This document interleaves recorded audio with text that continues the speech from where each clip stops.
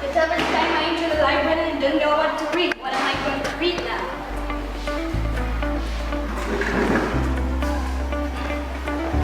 Hey there, you look confused. How can I help? Oh yeah, I just entered the library. Can you please help me with something to read? Well, I've just been introduced to this new mathematics book, which is really nice. It has a lot of mathematics content, even the most scarce ones, like variation, fractions, sequences, samples. Hi girls, what are you guys looking at? Well, I was just explaining to have about the new mathematics book that just came. Really? I also heard about it. I heard it had some algebraic expressions. But I have a question. Where did the books actually come from? Actually, I heard that the books were donations from St. Marcos High School in Canada through the African Library Project and the research to Chancellor College. And the aim was that these books would leave a positive impact on our school and help us in different ways such as speaking good English. Where can I get this book? Go to the librarian to get one. Talk to you later then. Thank you. Madam, we're looking for this type of mathematics book. Alright, for now, so that you can get the book. This book you can get from 100, 00, 100, 200, even 300, 500. You can get this book, so you can get it for that. Thank you. Welcome. Well, I can't wait to read this book. I'm pretty sure after reading this book, I will be an excellent person.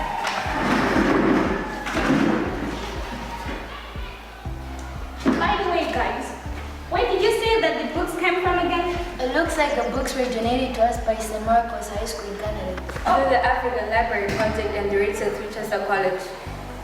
What was the end goal of donating anyway? They donated these books so that they would give a positive impact on our school. It's great to have a donation, isn't it? Yes. Anyway, let's get back to work.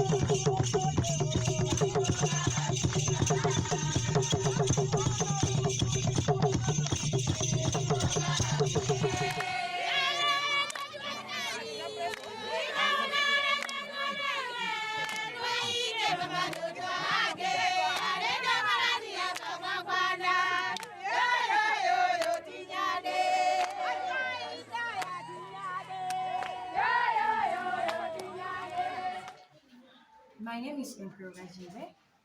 I learn at St. Maria Bird Girls Catholic Secondary School. I've come with a poem entitled The Pearl. Everybody is killing somebody for something called the pearl, which may not be held by two hands, not even a quarter full of half. Corruption and bloodshed is all it has brought. Selfishness and obsession it seems to have shown. Greed and poverty it brings to the human face. Distraction and heartbreaks lead straight to the face. It may be small, but it's still so bad. It has brought shame and hatred is always around. Ask Kino and see, he experienced it.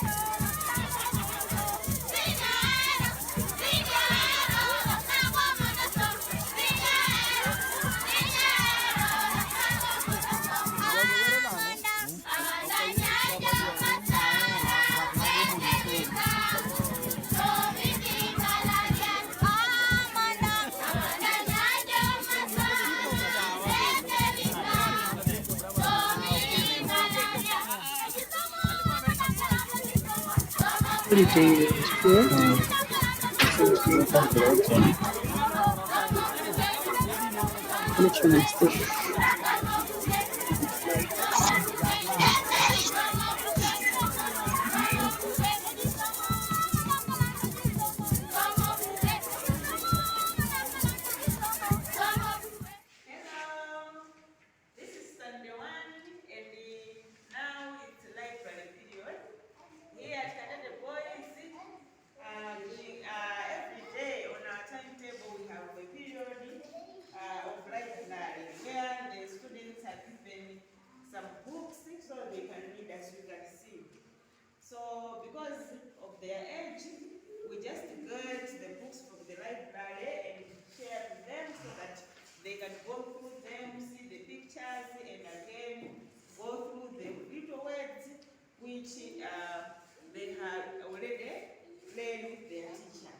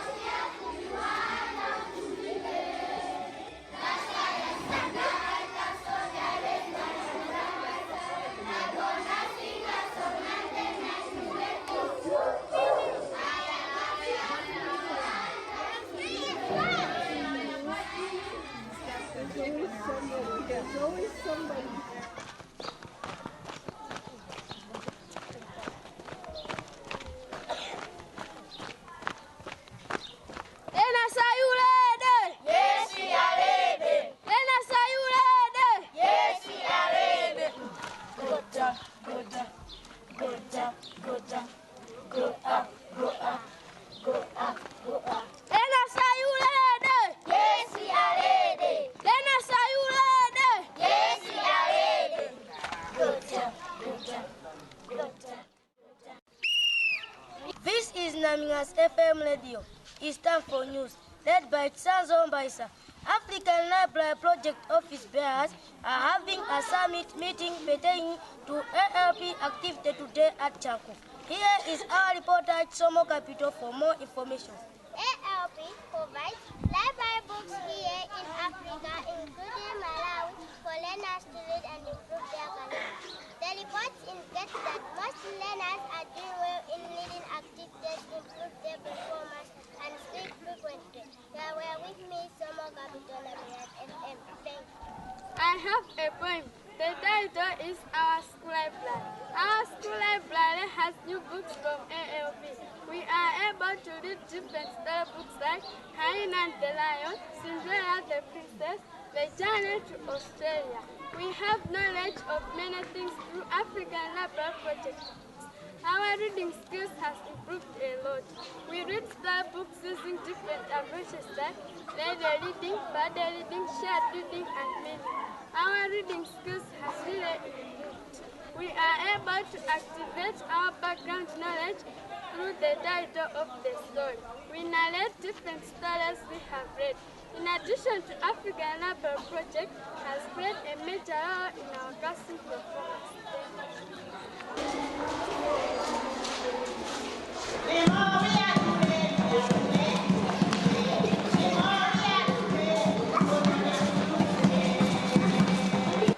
The title of this story is Go Away Dog.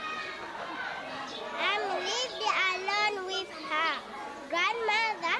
She wanted their children Friday. She felt sad and lonely.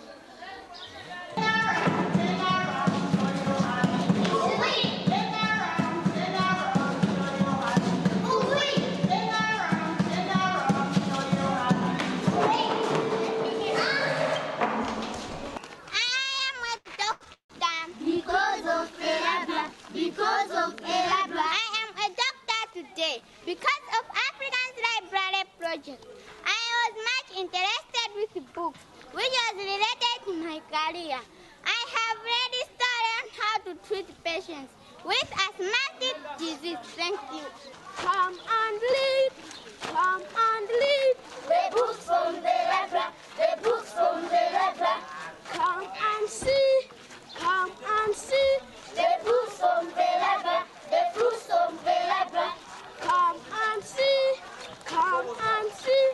The books from the library, the books from the library.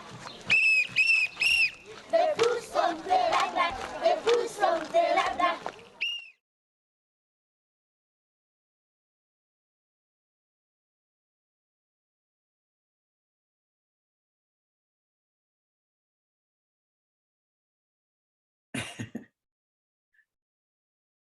Well, that was super fun. Thank you so much to all of the schools that contributed from Malawi for that potpourri of entertainment from Malawi. Really fantastic. My name's Chris Bradshaw, and I'm the founder of the African Library Project. The summits that we have traditionally had in the past have all been live events in Africa. We usually have them every other year, and a different country hosts them each year. But because of the pandemic, this is sort of a silver lining that all of you are able to be here today. So we're hosting a series of shorter, very much shorter events. And this is the very first one. So we're very excited to welcome you to the very first virtual partner summit for the African Library Project. And today we're hosting and featuring, Malawi is hosting, we're featuring. We've had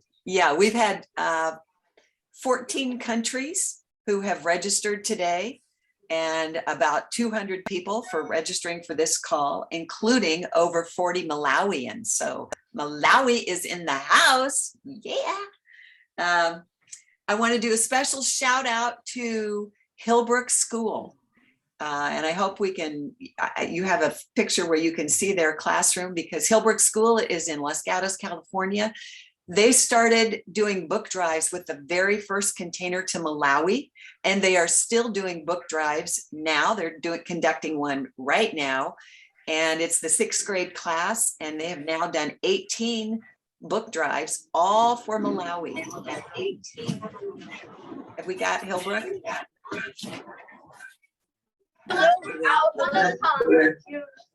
Hello, wait, guys. Olivia. Hi.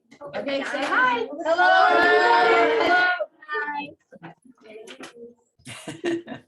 Hello. Welcome. Super excited to have Hillbrook with us today. So this meeting is being recorded, and I would like for you to rename yourself if you are a panelist, meaning you're one of the heads that are on this call. And you can do that by clicking on your name on your head, and the drop-down panel will emerge. At the bottom of it, it says rename. And if you'll put your name, your country, and your role with the African Library Project, like you are a container manager, a book drive organizer, a partner, a teacher librarian, a donor, whatever you are, please rename yourself so we can sort of identify who's who that are our panelists today.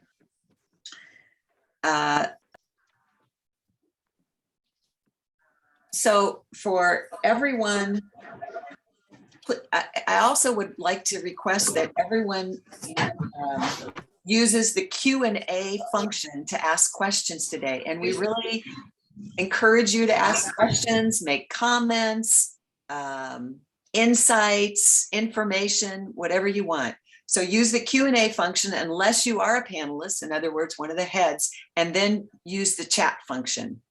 And I believe everybody can see the chat function, but you won't be able to interact with it unless you are a panelist.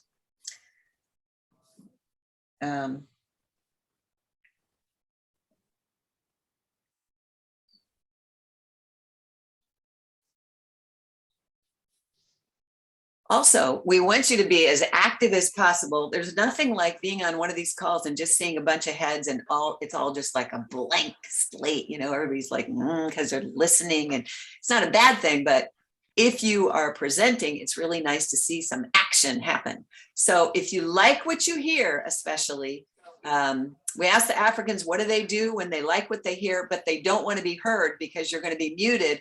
Put your hand up to your camera and just wave it around and show that, yeah, I'm into that. So like, let's see now, right now, what you got. Like, yeah, I'm into that. Okay, good. And I have some good news to begin with, some bad news and some good news. First of all, Pearson Education Africa, which does a lot of educational textbooks, is discontinuing their educational textbooks for K through 12, going out of the business. That's the bad news. The good news is they are donating 19,000 books to us of their inventory. So these are all HIV/AIDS, math, and STEM books, like science books. So we should receive them in a few days, and you'll start getting them, our partners, in your shipments. So that's very good news. To get started with the chat and the Q&A, I'd love for you to go to either the Q&A or the chat, whichever you can do, and put in your name and put in your role.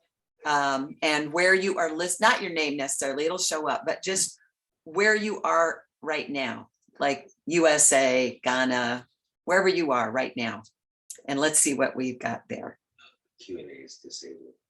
Oh, my husband just said the Q&A is disabled. No, Deborah says it's not. I just correct. Okay.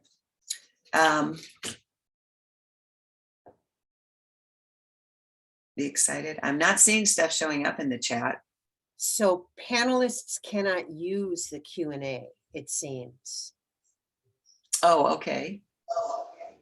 So No, panelists can use the chat, and then everyone else can use the Q&A.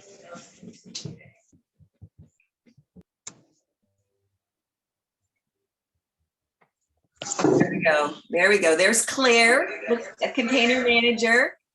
Hello, Claire. Good morning. You get all those books on your doorstep.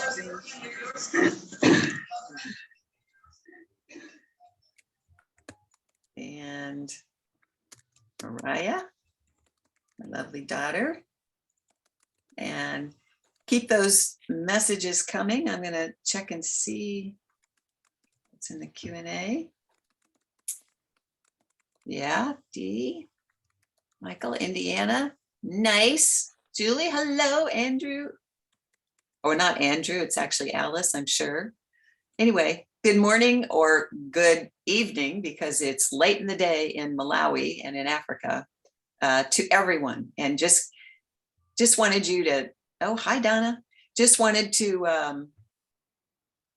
have you interact with us a little bit. Oh, there's Sierra Leone. Yeah, baby. Sierra Leone is in the house. Okay. All right. So our partners pretty much know each other because we've been having these live summits for many years now, but we have some new partners that have never met each other, and I'd like to introduce them especially right now. So if you are in the house, please, wave your hands and let it be known. And I first want to start with Sama Ndima from the Firm Foundation Education Trust in Uganda, and Aaron Kirunda and William Mukisa, also from Uganda, and they are with Njuga. Are you guys here? I'm not sure if I can see you.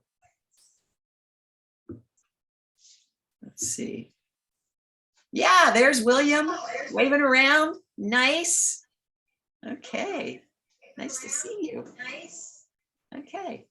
And next I want to go to Kenya. Charles Nduku, are you here with Kibabi University? I'm not sure if Charles is here or not. Not here. Anyway, we welcome her. And from South Africa is Stephen Mutusani. Is he with us?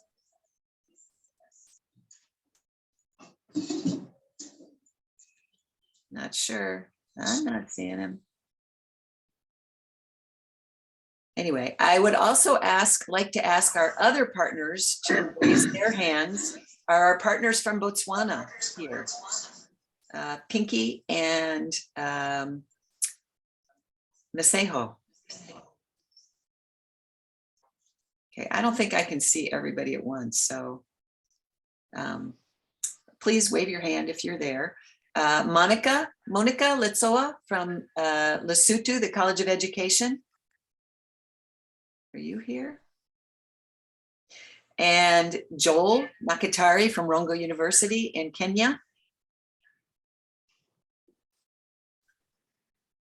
And finally, our host is Malawi, and I know they're in the house. There's a whole slew of them in the house. And I would like to start by introducing our partner liaison for Malawi. Her name is Carolyn Gannon. Carolyn, I know you're in the house. There she is. Carolyn has been with the African Library Project nearly from the beginning. She just started maybe a year or two in. She has been everything you can imagine almost in our organization. She was on the board of the directors. She was our treasurer for many years. She has been a very generous donor, she and her husband. She is still a very active book drive organizer. Oh my goodness. And she is currently our partner liaison with Malawi, and she is going to introduce our Malawi team. So Carolyn. Thanks, Chris, and good day, everyone. So nice to see so many 80. I see 81 participants already. At any rate, good morning and good evening, wherever you are. I just want to let you know that I have loved 15 or more years of volunteering for ALP, but actually nothing beats being with the Malawi Partners. Just such a committed and loyal and hardworking team. In the 14 years that they've been, there's now the 14th annual container that's being put together right now. And by virtue of the fact that they've grown the team a little bit over the years, they've gone from developing 30 libraries a year for the first 4 years to 60 libraries on average a year these last 10 years. It's just really been phenomenal. And I just love this team. And I'd like Deborah, please, to start my first slide so I can show you a picture of the team. This picture actually is from the 2017 in-person African Library Partners Summit in Botswana. and it will give you, allow me to actually introduce the team first by pictures. So on the left, well, first of all, you'll see 4 logos of the partner organizations on the very left-hand side. And the beautiful lady in the red dress is Jessie. You'll hear most of these people speak today. To the right of that is Gibson. He is a former partner. I'll explain in a moment. Then Francis in the blue shirt. Not shown is his brother-in-law, Alexander, whom you'll meet very quickly. And then Patrick, Joffoli, and Nancy. And photoshopped in is our newest partner, Delitso Mountain. So now I'd like to introduce on the next slide, Alexander Lintali. Alexander is, he founded the One World Book Foundation, and he'll talk about this even while he was having a full career with the National Library Service. He did this with his brother-in-law, Francis, who you just saw in the blue shirt. And this actually led to the beginning of the ALP Malawi Partnership. Both Alexander and Francis share a strong passion for developing libraries in rural areas and nurturing the love of reading. And what I especially appreciate about Alexander is that he adds greatly to the team in terms of training, monitoring, and evaluating literacy projects.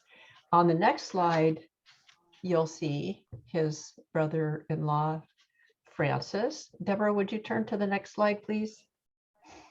So Francis Kachala is the co-founder with Alexander of the One World Book Foundation. And he's WBF's sort of man on the ground who does the outreach with schools, collects or sponsors and vets library applications. He helps with the container unloading and coordinating with the schools to pick up their books.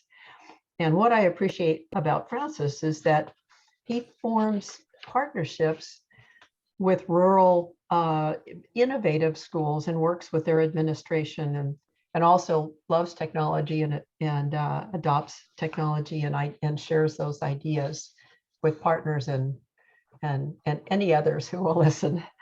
On the next slide, you'll see Patrick Joffoli. Patrick is the lead partner. He's also a coordinator. His full-time job is coordinator at DAP. He is a graduate of the DAP Chalangama Teacher Training College, which uses, and you'll hear more about this, not just yet. Could you move back to Patrick? Thanks. You'll hear Patrick speak about the teacher training program that DAP has at its schools. Excuse me. And what I consider a best practice of Patrick specifically is that he draws in community leaders and also members of parliament to help promote and support library development. And now on the next slide is, excuse me, is Jessie Mfunda. So Jessie is amazing person. She actually brought 2 partner organizations to the African Library Project. And the first was when she was with the Malawi Institute of Education when she worked there. And then when she moved over to the University of Malawi, she brought on UNIMA as an ALP partner. I really appreciate Jessie's passion for literacy and her organizational leadership and her drive. Then on the next slide is our newest partner, Delitso Mountain. He's the partner now with the Malawi Institute of Education, where he is a librarian assistant. And what I appreciate about Delitso is that from day one, he jumped in and he sprung into action and brought in a large number of library applications from schools and before the deadline, which was really super. And what I consider have seen that Delitzo's best practice is that in the fall, this last fall, for his first container, he visited 30 schools to get input from them to find out what's working, what might be better, and hear from teachers, parents, and students, and share that information with the other partners and others. And then on the last slide, while Francis, Patrick, Jesse, and Delitzo are the official ALP partners, and Alexander who's already been introduced, but also Nancy Mpekasambo from the University of Malawi has been just tremendous and invaluable active participants with Team Malawi. So I wanted to hats off to Nancy, who stepped in for the 2 years when Jessie was getting her master's in library science in Botswana. So very, very appreciative to what Nancy has done as well, continues to do. And now I'd like to turn the mic over to Alexander Mvali.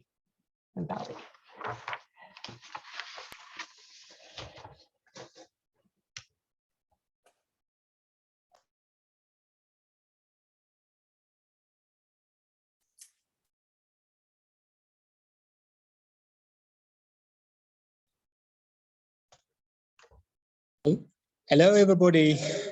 Thank you. Yeah, I'll talk on behalf of Unwearable Foundation, and I'll take you through on connection with ALP, what is WBF, our working relationship with ALP, our best practices, our challenges, and our future, if time allows me to do so, because I've got limited time. Yes, I'm Alexander Muntali, a retired librarian and founder of WBF. My passion to serve Malawi rural communities dates back to my 30 years of service with National Library Service. Our connection with ALP. It was Shannon Brown, a former Peace Corps volunteer to Malawi, who introduced me to Chris Bradshaw, a founding president of ALP in 2006. Shannon Brown used to source and ship books to Malawi through the Friends of Malawi in USA. After introducing me to Chris Bradshaw in 2007, Chris flew to Malawi to introduce ALP.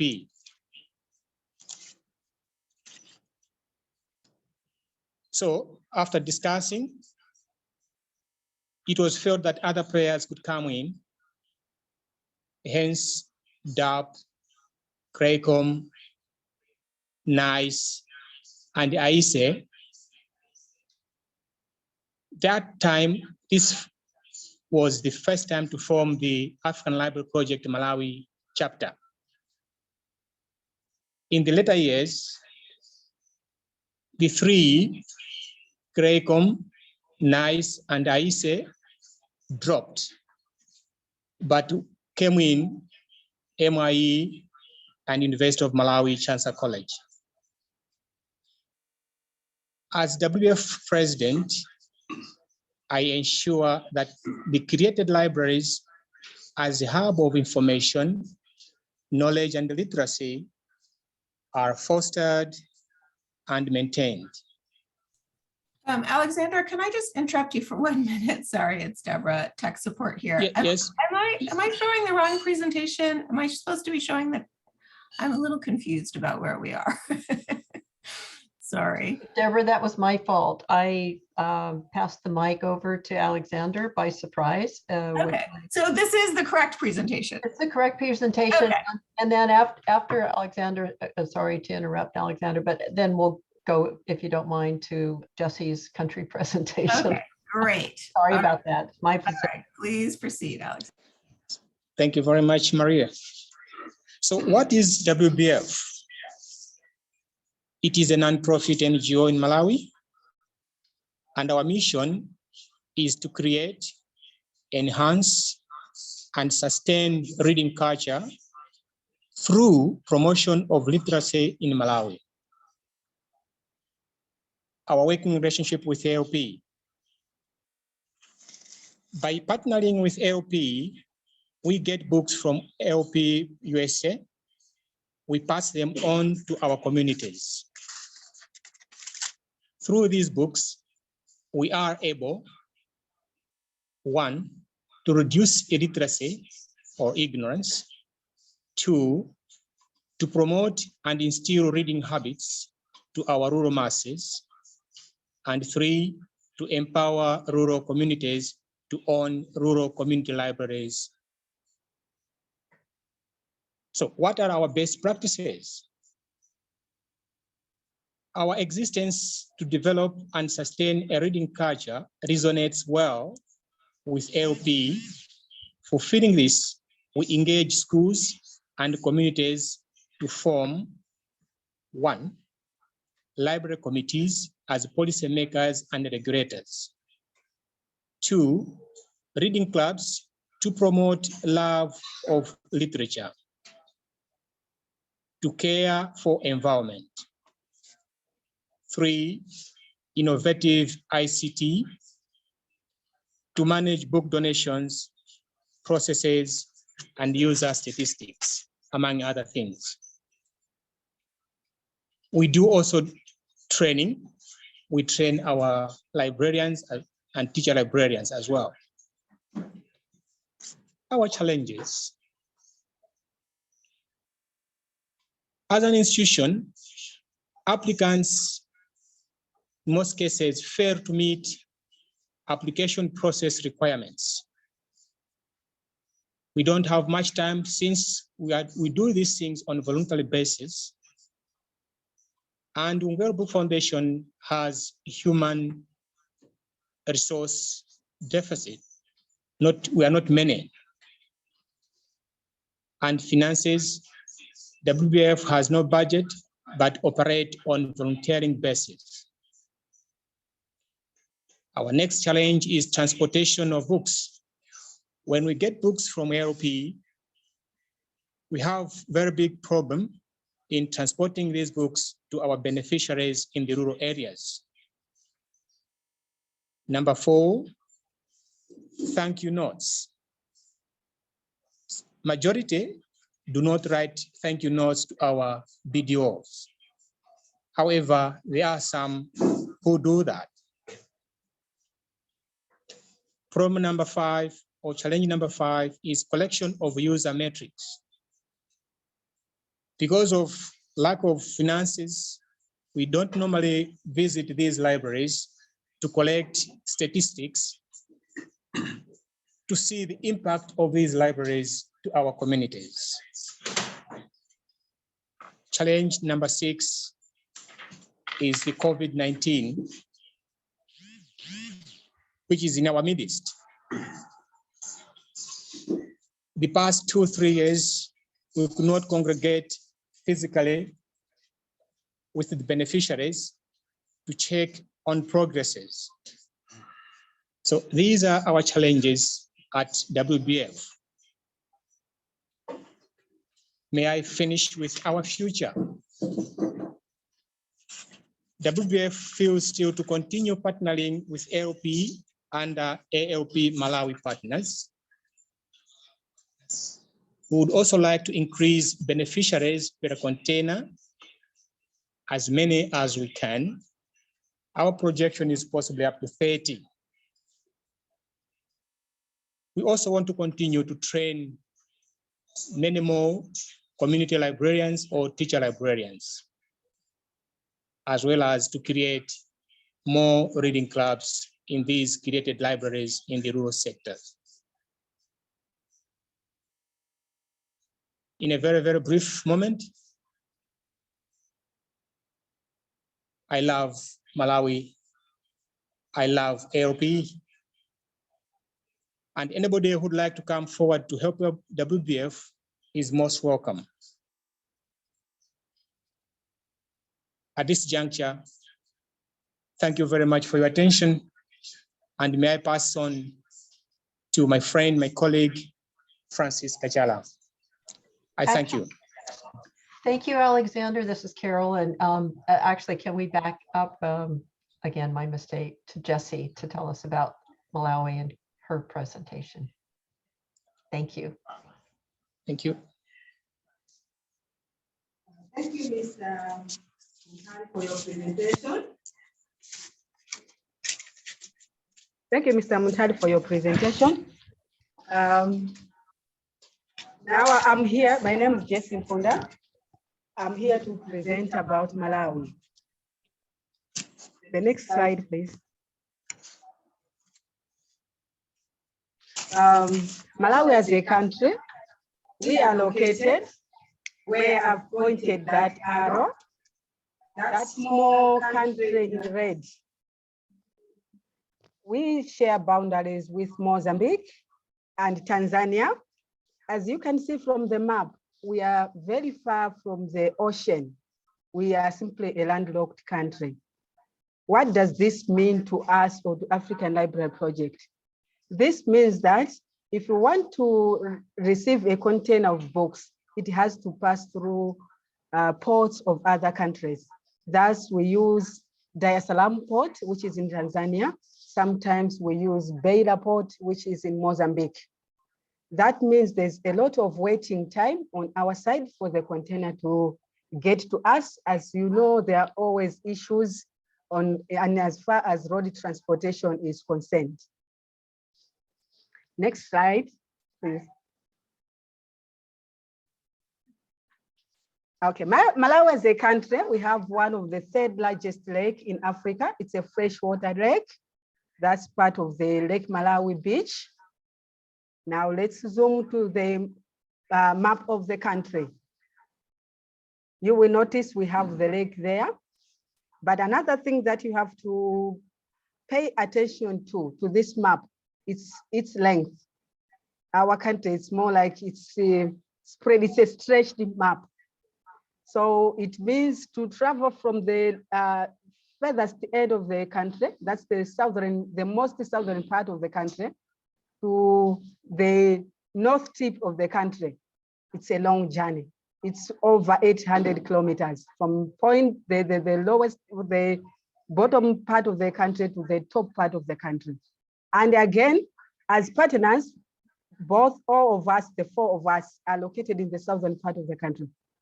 So to reach out to libraries located in the northern part of the country is another hassle. But we still try to reach out to these areas. So we reach out to every part of the country, but we are located at the southern part of the country. Next slide, please.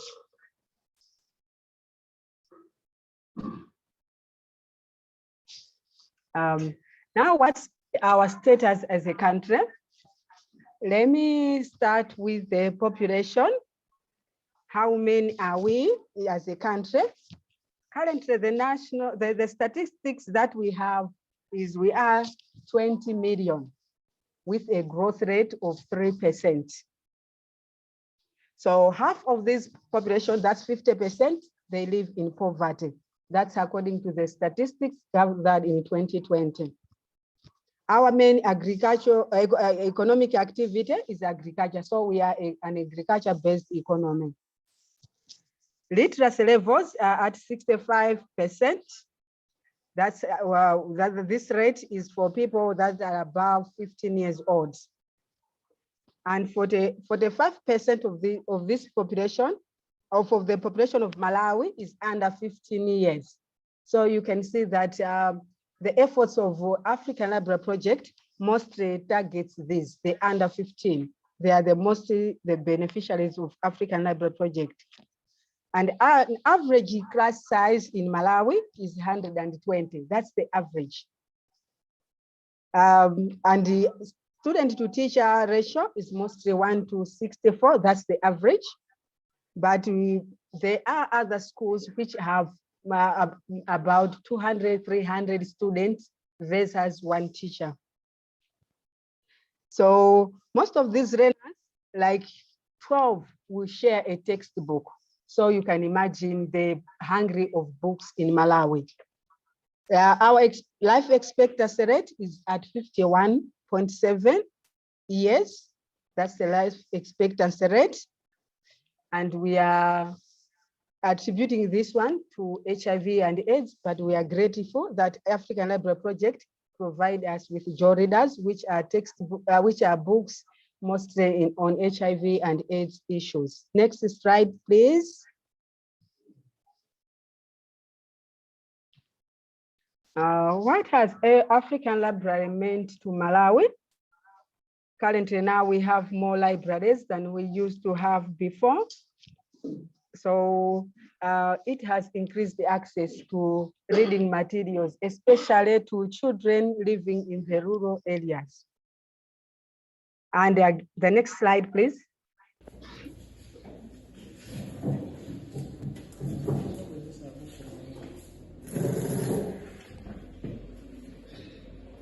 Of course, this is a video of students accessing books.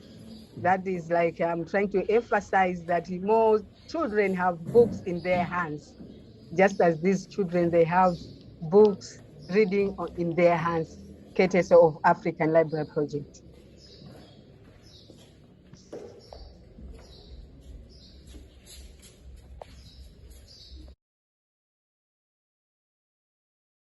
So, okay, yeah. And also, I can currently, our libraries in the rural areas in the schools are well managed. We attribute this to the fact that the partners train teacher librarians. And also when the container arrives, we always get, every school, every library gets a library manual published by African Library Project. So these manuals assist teachers to set up good and successful libraries. Next slide.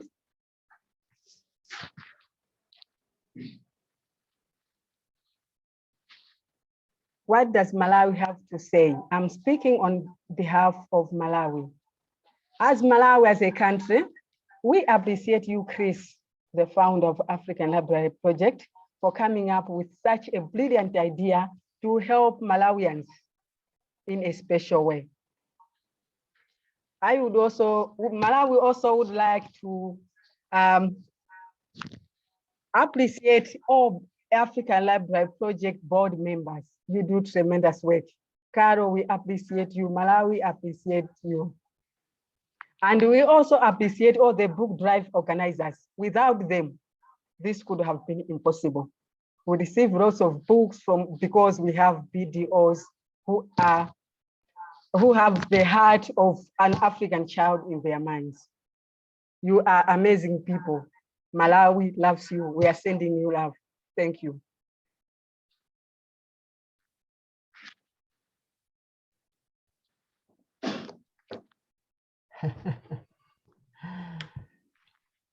I think this is when we're going to show the short video of the teacher librarian. Dines Kappa. We as Vera AIDS and Support Organization would like to be thankful to African Library Project in collaboration with Chancellor College for the books you provided to us. And we also would like to thank the donors who provided the books. We are very thankful because the books are beneficial to the students. It's assisting the students as well as the community. Yeah. So reading culture has been promoted through reading of the books, and we've seen students writing poetry and writing so many short stories from the books that they read. So we are very, very thankful. Thank you very much.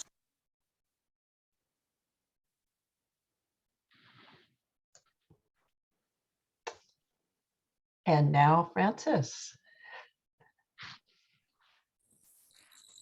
Hi, everyone. I am Francis Kachala. My love for books started way back when I was at primary school, where I used to read all sorts of novels. I was also privileged to attend a secondary school that had a good library.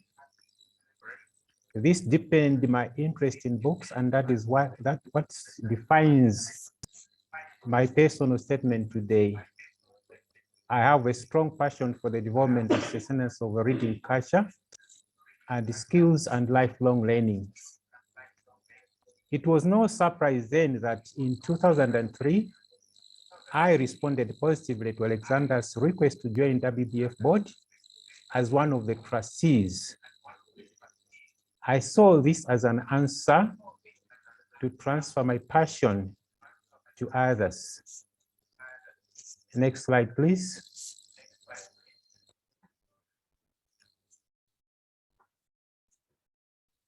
Now, the love for reading also aroused an interest in writing in me. And in an attempt to woo funding for the Mwambo project, I wrote and presented a paper which was called Developing a Reading Culture Amongst the Rural Masses of Mwambo Zomba District, which is in Malawi. And I wrote this as a concept for the 21st century and beyond. It was at this conference that was attended by Chris. Unfortunately, we never met. But actually, she listened to this paper. Now, in my quest to fulfill my passion, I wrote an email. Of course, there were several emails to several organizations, but this one was specifically to Chris. I was requesting funding for the Mwambo Concept project, and this was the beginning of my journey with LP. The rest of the story has already been told by Alexander. We fondly call ABK. And today, 14 years down the line, as a man on the ground, Caroline has already said, I continue soliciting and vetting applications, coordinating transportation of the materials from the shipping agent to the beneficiaries, training teacher librarians, and more importantly, engage with the communities in promoting management and usage of the libraries. I continue writing the story of developing a reading culture amongst the rural masses, not only in Mwambo, but across the country with LP, book by book. I continue writing the story because to me, ALP is a bridge that is enabling me to cross over to our rural communities with reading books, which is very much in line with my passion. Ziko Mokwambiri, thanks very much for listening to my story. I hope it has inspired you. And if it has, please inspire others to develop a passion for reading. Ziko Mokwambiri. Many thanks.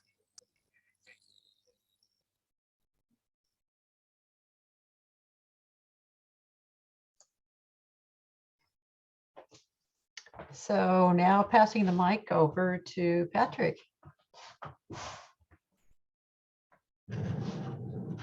Joffrey. Hi, everyone. My name is Patrick Jaffali, as Corinne said. I've been working with ALP since 2008. My passion for promoting literacy started the time I got graduated from DAP.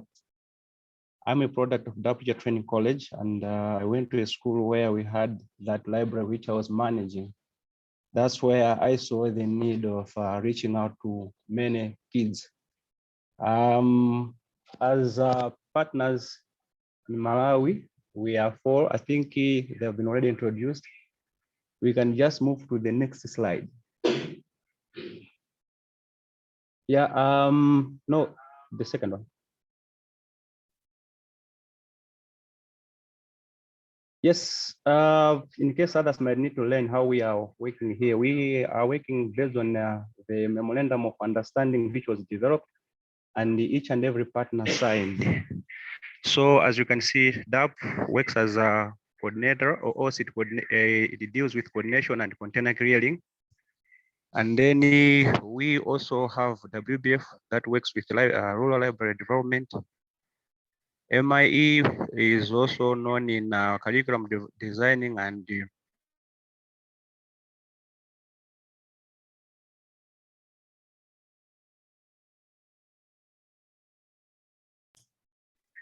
College, which is a University of Malawi library that deals with library information management.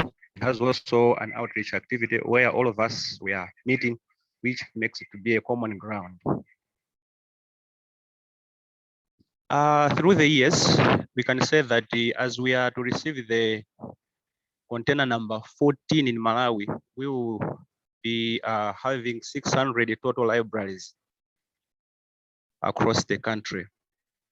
As Jesse has explained, we are based in the south, and then from the photo you can see that the container offloading is done at one place, and all the partners are present so that they are to collect their share for their beneficiaries.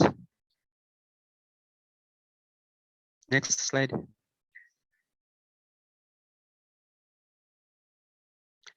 Yeah, and then I'll explain about DAP. DAP works in 4 sectors. That is agriculture, health, and community development. I belong to education, where we have early childhood development programs and vocational schools, and then the teacher training colleges. It is through these teacher training colleges where we are dealing now with ALP work, and one of the best library practices that we are doing is training the students' teachers to become teacher librarians before they graduate, so that as soon as they graduate, they are already teachers. And another component is that our trainings to the already in service teachers, we usually go where they are upon agreements with their officers. That is to say, we work with the district education managers as well as the primary education advisors in the areas where those teachers are. Next slide.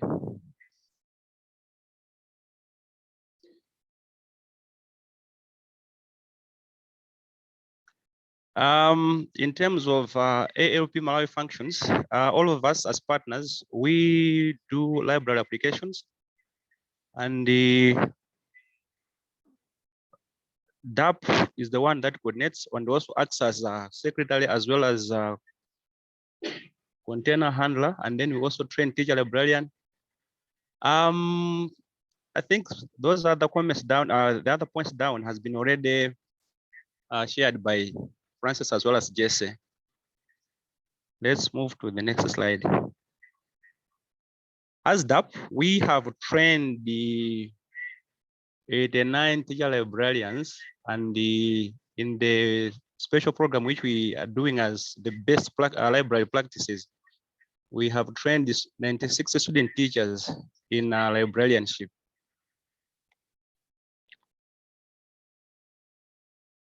Next slide.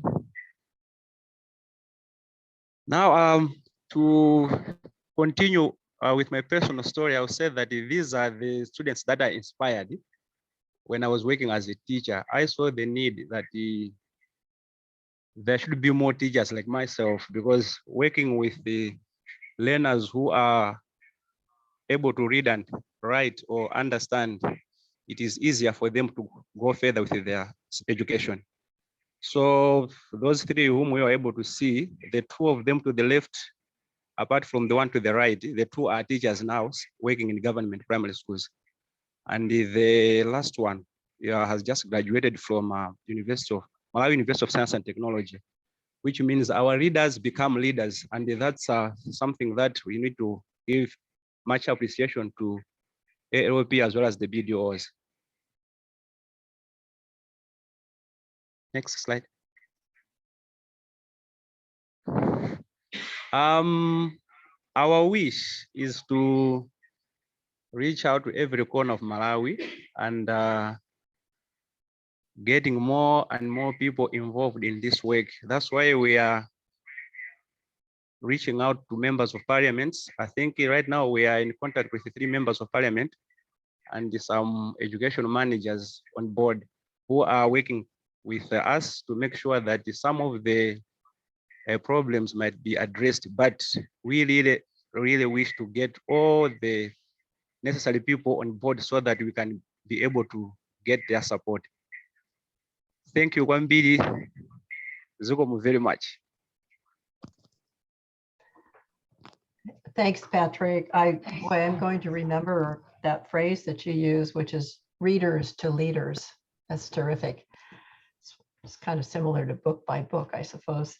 So Jesse, would you come on and tell us about yourself and the University of Malawi as a partner? Thank you, Patrick, for your presentation on DAP.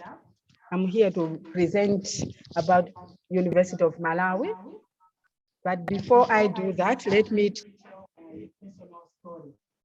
What motivated me to work with African Library Project?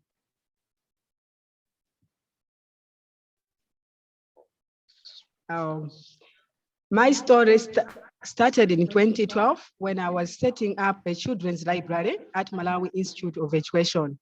By then, we didn't have any books fit for children. I embarked on a journey to look for a book, and I chanced upon a website for African Library Project.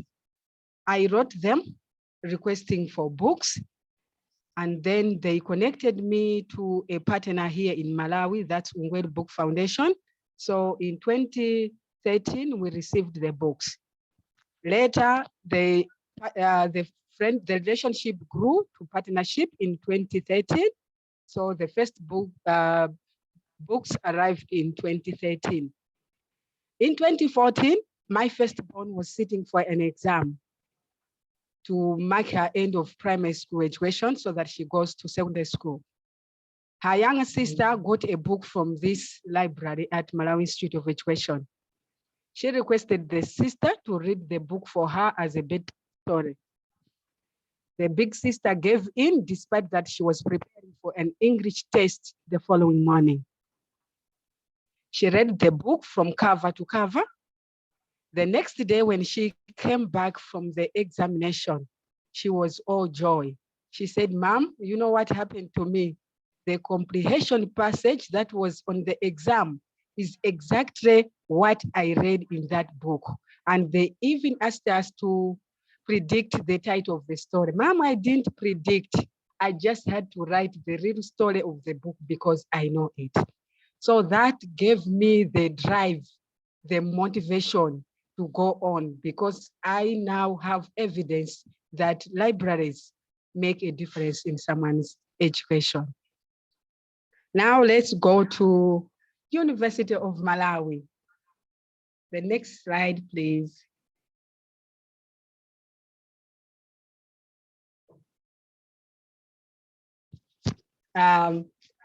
University of Malawi is the first public university in Malawi, which was established in 1964. So we are the biggest and we are the first public university.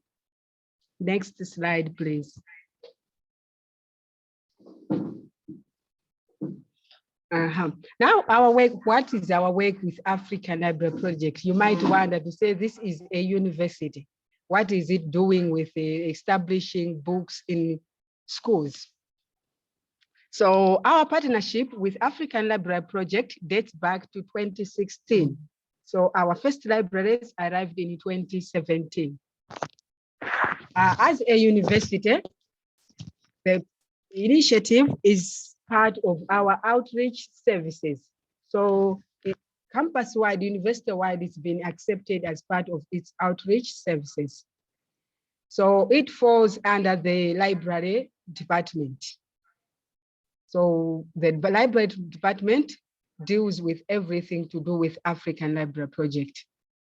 And I would say the university community has received the African Library Project with both hands. We have the blessing of everyone. I'll give an example.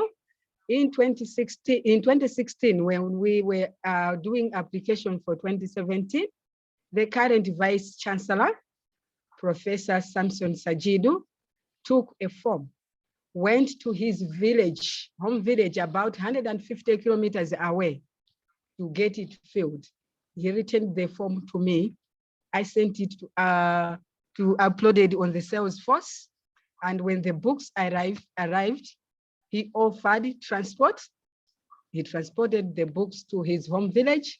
And when time for teacher training librarian came, he actually came with the librarian to get training.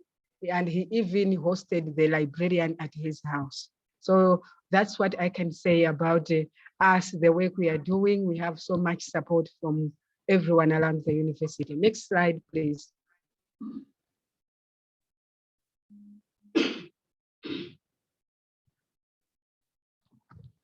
What is our best practice as University of Malawi? We organize and conduct teacher training workshops. These are frequent. We normally carry them like twice a year. Every year we conduct teacher training workshops. And these teacher training workshops are not limited only to those that have benefited from University of Malawi as an ALP partner.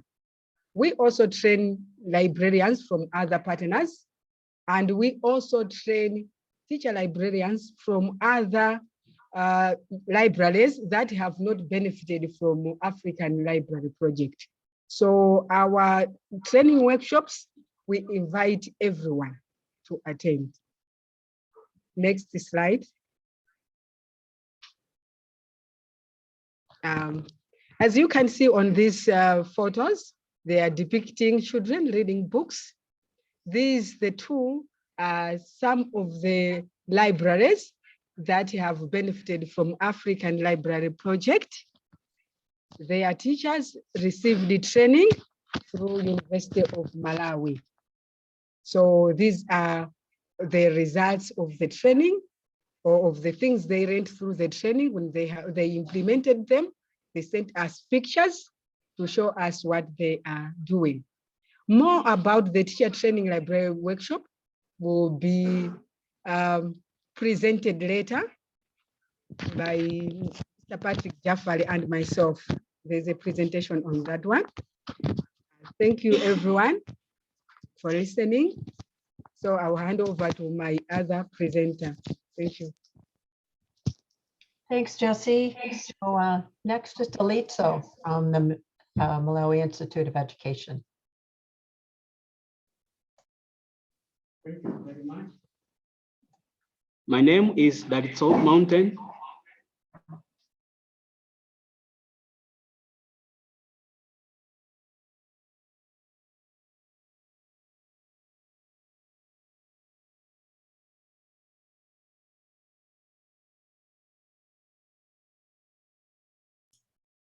Dalitso, you're muted. Can you unmute? Okay, thank you. Okay, my name is Dalitso Mountain. Before I make my presentation, allow me to share a story on how I got connected to the books. My brother delighted me with the stories that he read to me from the books. I was very young then, but I was very much attracted to the books that I learned and loved to read for myself. I'm now a library assistant at Malawi Institute of Education, and I'm very much close to the books. I make sure that I give access all the books to the learners, students, and my fellow staff so that they can also enjoy reading the books. Okay, Now my presentation. Will highlight the partnership between Malawi Institute of Education and the African Library Project. Malawi Institute of Education plays a big role in education system in Malawi through development of curriculum and instruction materials to schools and teacher training colleges. Okay, next slide.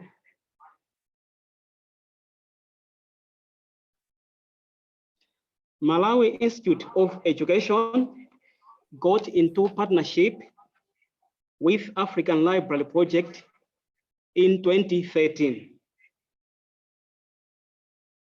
with Jesse as the first partner. Okay, as you can see in the left picture, then came Gibson Zimbili. Now is that it's a mountain in the right picture.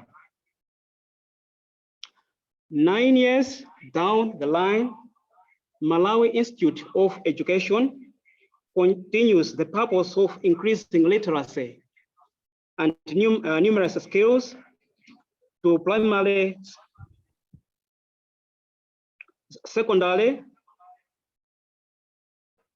and the college students, as well as kids from kindergartens.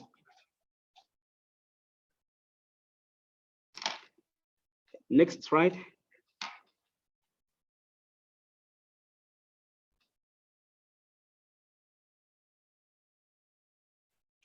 There have been a number of activities that MIE has done, but one that we can explain is monitoring, evaluation, and support of ALP beneficiary libraries.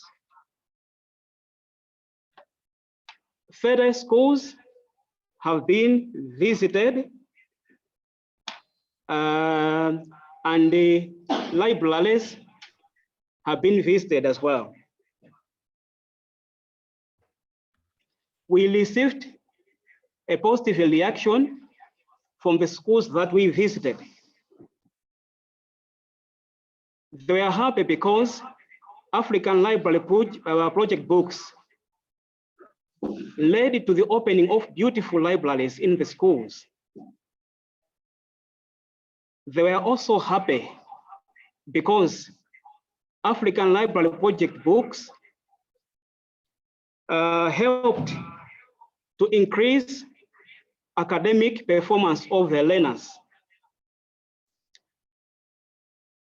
We had a reaction from one of the teachers from a certain school who said that her daughter had improved her academic performance because she was reading African Library Project books.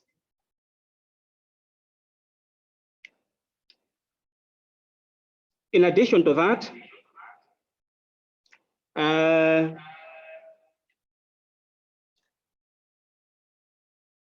African Library Project books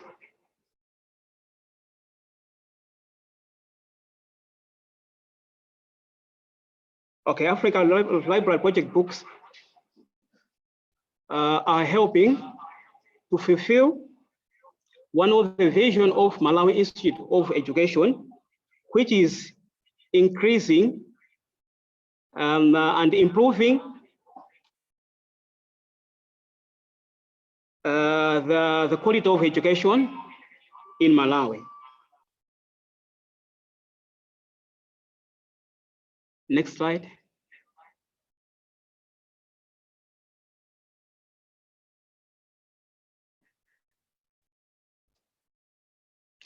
Okay, thank you for your attention. Thanks, Deliso. we're kind of running short on time. Now we'd like to hear from Jesse and Patrick about the best practices, challenges, and impact.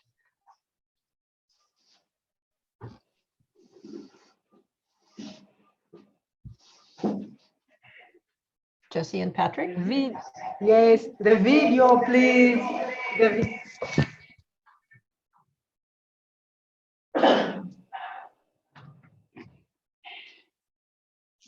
Jesse, I think this video's embedded. Here we go. Yeah. We'll start with the video. Start with the video? The video. Yes, yes.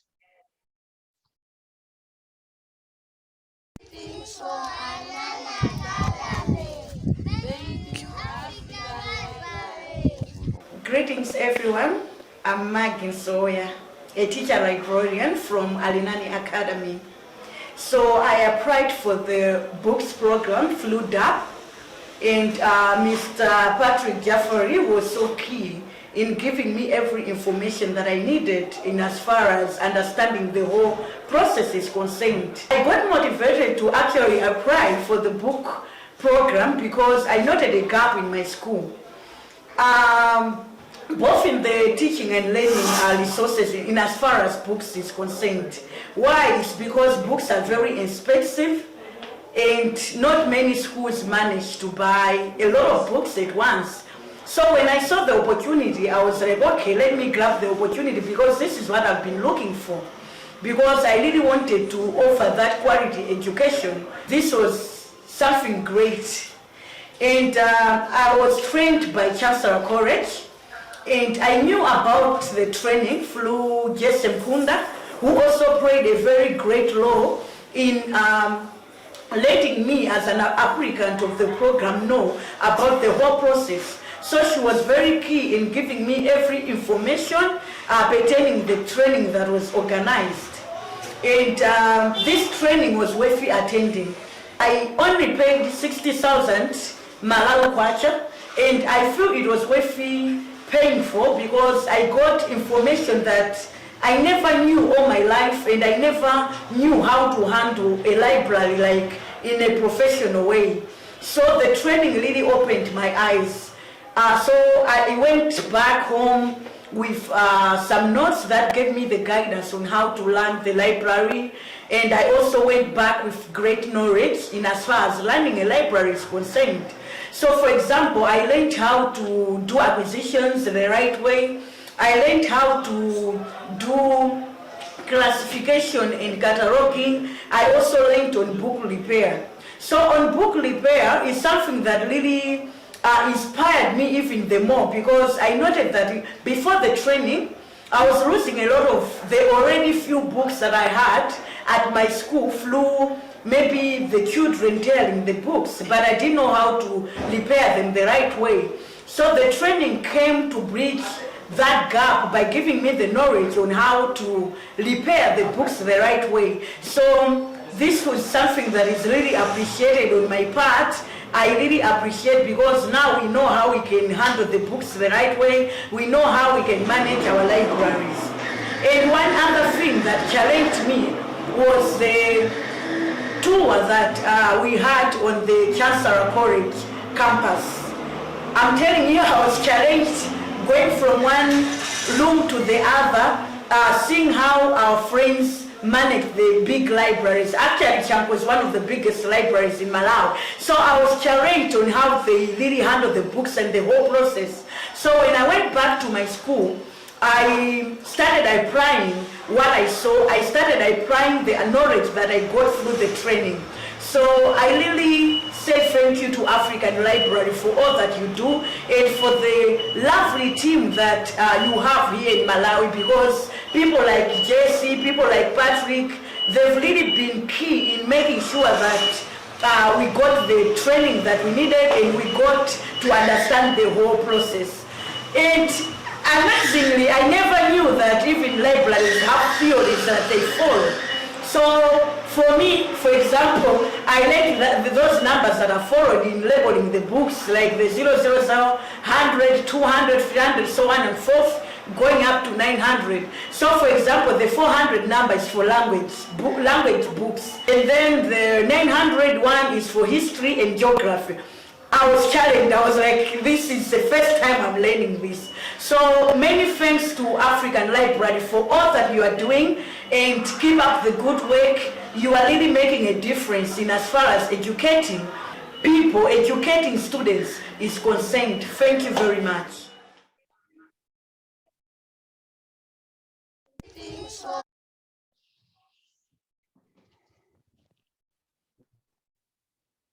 Yeah, I'm back again.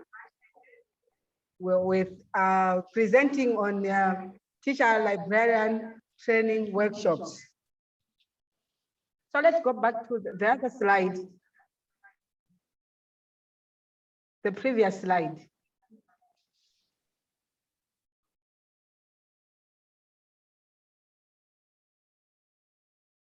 Is this the one you want? Yeah. I hope you watched the video and you paid attention to it. There are things that the lady tried to bring forth. But before maybe we go in deep into that, let me say that the teacher librarian workshop that we offer is offered 2 days. It's a 2-day workshop whereby we require participants to pay 60,000 kwacha, which if we translate to dollars using the rate of 850, it gives $70 US. So this amount of money goes towards stationery, food, and certification, because we provide certificate at the end of the 2 days. So the participants are brought to one place, which is the Malawi Library, where they are trained. We don't mind where they come from, which partner they benefited from, so long as the person wants to get trained, we train him or her. So it's normally done twice a year. Next slide, please.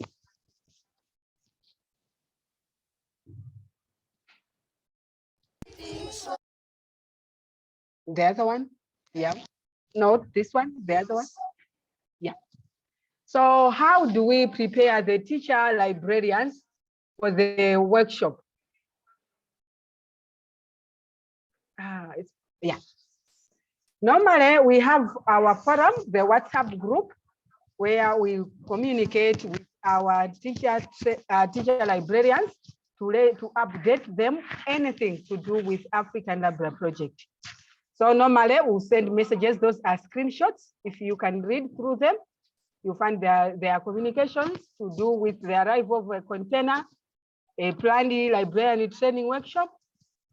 So they will normally say, like for this, the first one, it was posted in October 2021, where I was updating them about the arrival of the container, that there were delays, but it will be here soon. And after that, I posted a document that's a librarian teacher workshop, informing them of the change of the dates, because we had to change because the container also delayed. So I had to let them know so that they prepare also. And another one, we also have another training scheduled for next month. So the other two are communications for that one. And the people there are indicating, we are sending one, we are sending two. So normally we prepare them. And also we allow installment payment.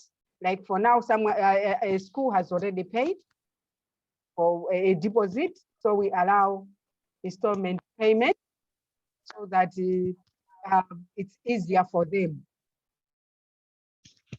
Next slide, please.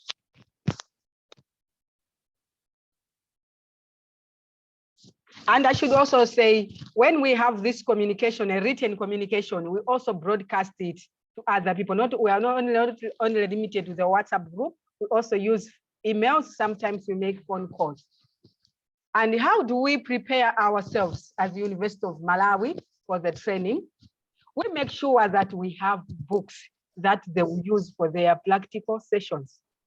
When the training session is conducted soon after the arrival of the container, each participant is asked to use the books from his or her school. So they will get a carton and use it for the practical sessions. But in case that we don't have the books, there are no new books that have arrived, we make sure that we use some of our books in our library. We select those books that are maybe fit for a primary school or fit for a secondary school, those that we can give away, so that after the session, they can take the books home. And also we make sure that we have equipment, materials that we can use to demonstrate to them. For example, the book dividers. We make sure the shelf dividers, we have them, so that when we tell them that, no, we don't want books to be falling off the shelf, we use the support. What we support with the book dividers. So we make sure we have them. We also teach them how to improvise for this. So we have other locally available to replace maybe the industry made book dividers. We also make sure for our bindery sessions, the minor book repair sessions, they will need glue, they will need binding tape, scissors. So we make sure everything is in order. We also make sure that the training modules are prepared, they are available, the facilitators are available for the session. So make sure we prepare even our facilitators. Next slide, please.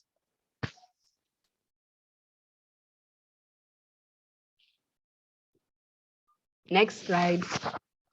Okay, conducting the training session. So as I already said that after we have prepared, made sure that everything is in place. When the day arrives, we have the facilitators to deliver the sessions. We make sure that they are comfortable, the sitting space is conducive for the training. So we finally deliver the training. So this training is offered a theory and also practical. So it's offered theory and practical.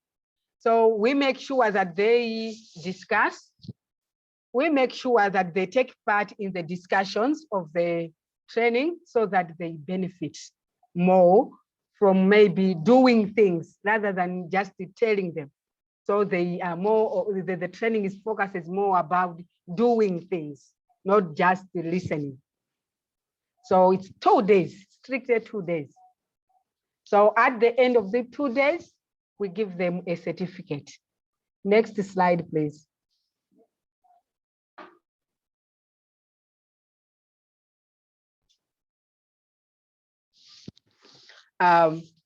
These are some of the libraries that were sent to us by the teacher librarians that got trained. So they'll send feedback. Like for this library, the first picture where children are seated on chairs, the teacher librarian, the librarian for this library is yet to benefit from African Library Project. It's from Songano Wellness and Hope and Wellness Center. They submitted their application this year, last year, I should say last year, but their librarian got trained. While this one, they benefited, I think, in 2017. So that's what I can say. So I'll hand over to my colleague, Patrick Jaffari, to continue with the presentation on the next slide. Patrick, please.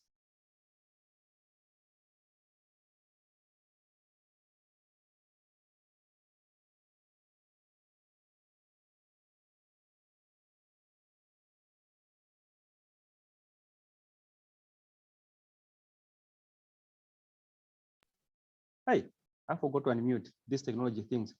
To proceed where Jesse has left, I think we need to see on the point of reaching out to many librarians.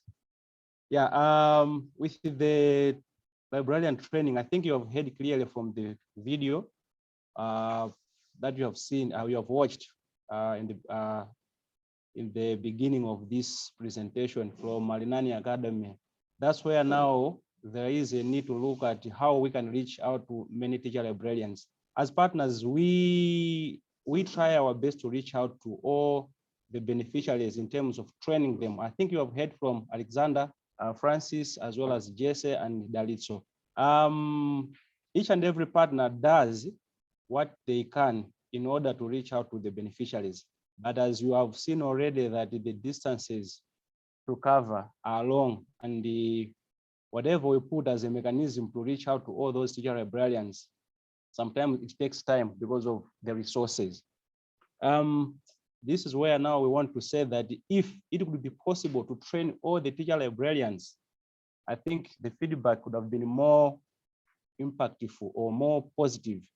Because as you have heard from her, it simply means that she is doing a great job at her school.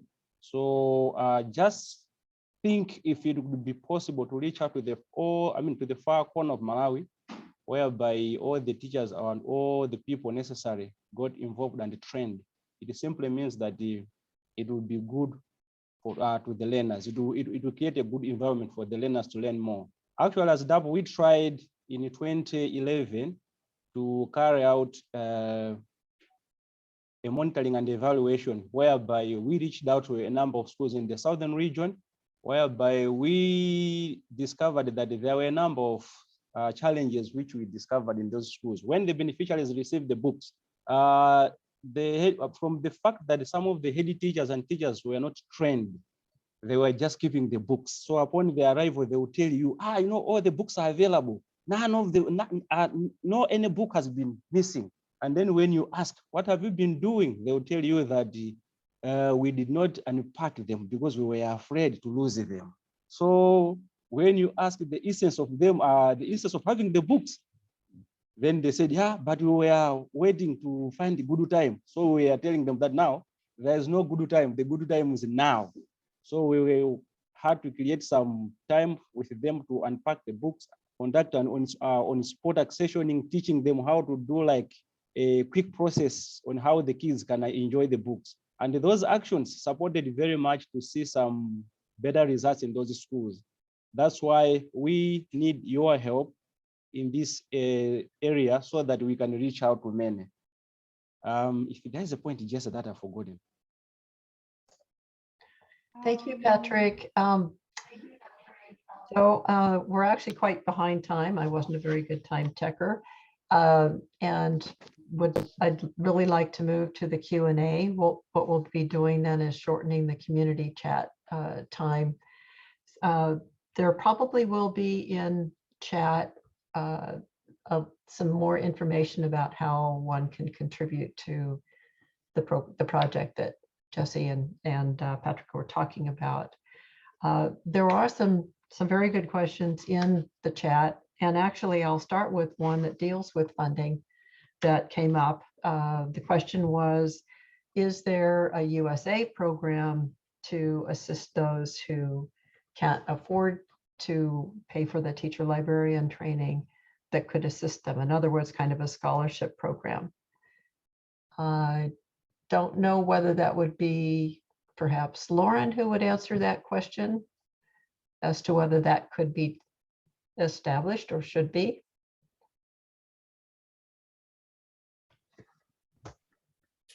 Sorry, we asked Patrick that last week, and Jesse said that sometimes World Vision has given scholarships.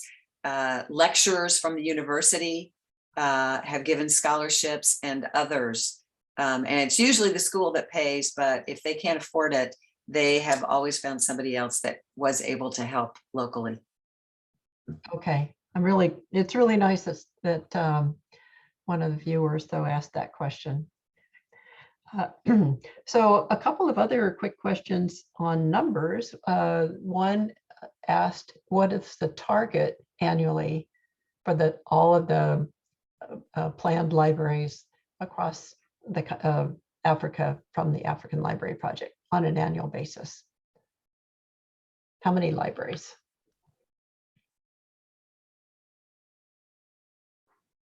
Lauren, do you? I don't have the number off the top of my head. I would really just be ballparking because I would have to go to my spreadsheet. If you give me a moment to look at my spreadsheet, I could type it in the chat. Otherwise, Kathy might know on the top of her head, or someone from ops. Yes, I answered that question in writing. We currently send containers. We aim to send 1 container a year to each of our partners. And we are currently sending containers to 7 or 8 partners each year.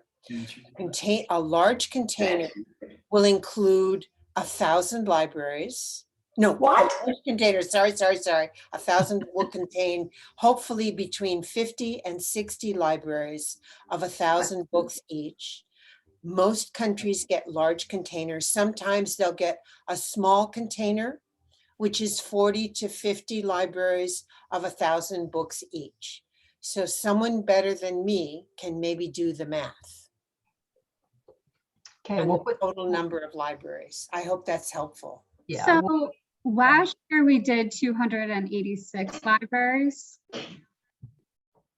And we would plan to stay on track with the same numbers. Great, good, thank you. There was the question, but I think it was answered in chat, which was, what does DAP mean? So it means development aid, people to people, and that's where Patrick works.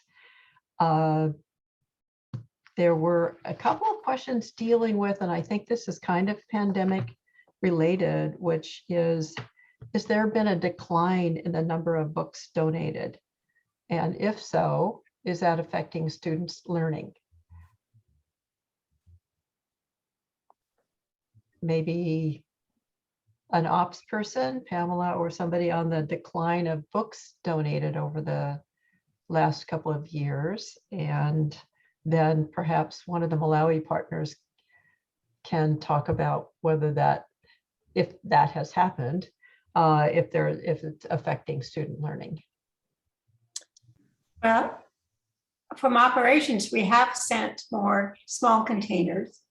So we are sending fewer book drives overall, but we continue our mission and we keep sending to each country every year. So we're happy to be able to do that. But unfortunately, sometimes we have sent small containers of 32 libraries instead of the 64 that we generally send. Okay. It's just what has happened with COVID and the shutdowns, but the schools are open now and the registrations are up. So we're very hopeful that we'll continue to be able to send mostly large containers. And partners, has this adversely impacted the student learning from your observations? Francis, Nancy, Jesse, Patrick? Okay, we'll move on. Oh, go ahead. No, can you come again with the question? Alexander? That's Patrick. Oh, Patrick. What were you saying, Patrick? I did not get the question. Can you come again? Well, actually, I think it might be too soon actually to know whether there's the smaller containers meaning fewer libraries have had an impact. Okay. Yes, they have had, because that's where we started the library, and that's where I started working as a librarian, I think, by then. And I'm happy to share with you that I am with my teacher who I can say groomed me to become one of the teachers out there. We are together in this summit. Okay. Yes, and just within the building. Okay. And then some of the Hillbrook students asked about the children who were in the entertainment, the dancing. What are the ages of the kids that were performing this morning?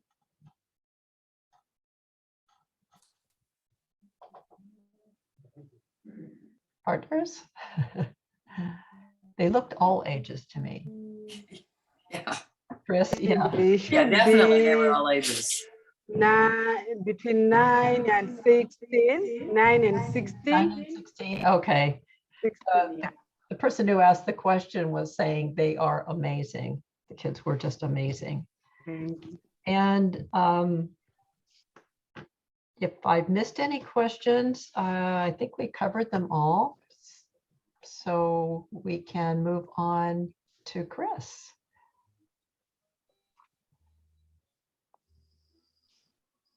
Thanks, Carolyn. So every year we present an international award to recognize leaders or organizations who have done an outstanding job of supporting global literacy through library development in Africa. And today we want to honor 2 individuals with our Compassion in Action Award. 10 years ago, I received an inquiry about how to become an ALP partner from a very energetic librarian at the Malawi Institute of Education. She wanted to start a children's library. Under Jessie Mafunda's leadership, MIE not only joined the Malawi team of partners and established that children's library, she led the efforts to start 102 libraries through the Malawi Institute of Education.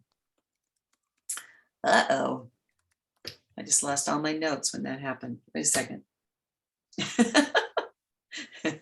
Okay, there we go.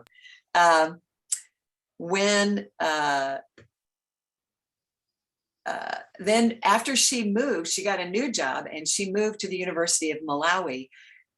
The MIE, Malawi Institute of Education, continued to be a partner with the African Library Project, and she talked the University of Malawi into becoming a partner, even getting the university's president involved, who is a staunch supporter now of the African Library Project. So bam, 50 more libraries with the University of Malawi. And she won the Get Real Money grant proposal competition along the way. She has, and she also earned her master's in archives and records management at the University of Botswana as, additional education for herself. She has led the charge in teacher-librarian training in Malawi, and she is eager to do more measurement, impact, and evaluation.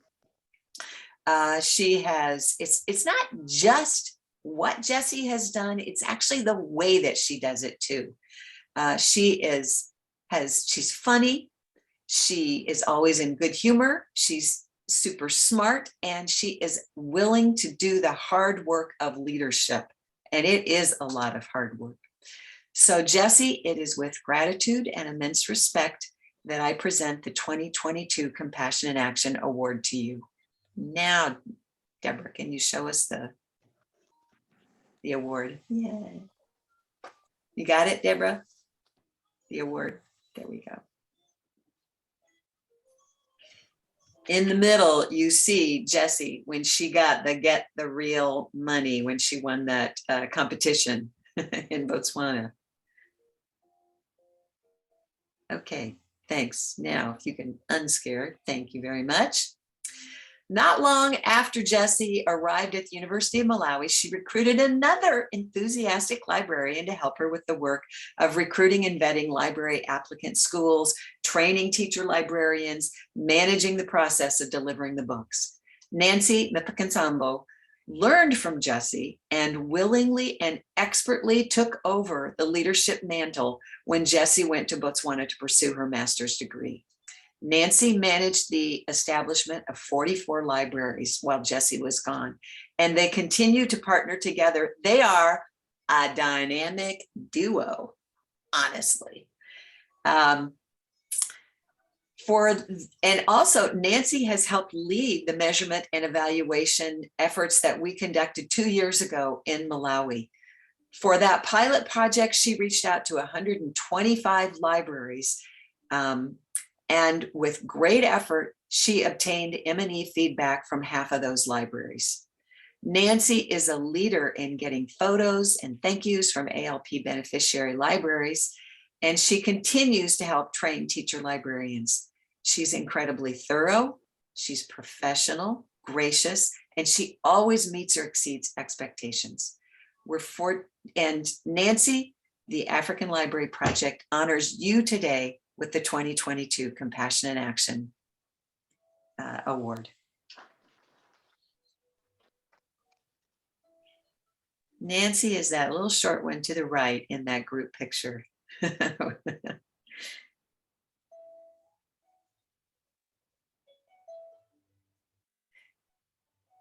So congratulations to both award winners today. This is a huge international award, and I hope you're as proud of it as we are of you. We're also fortunate to have some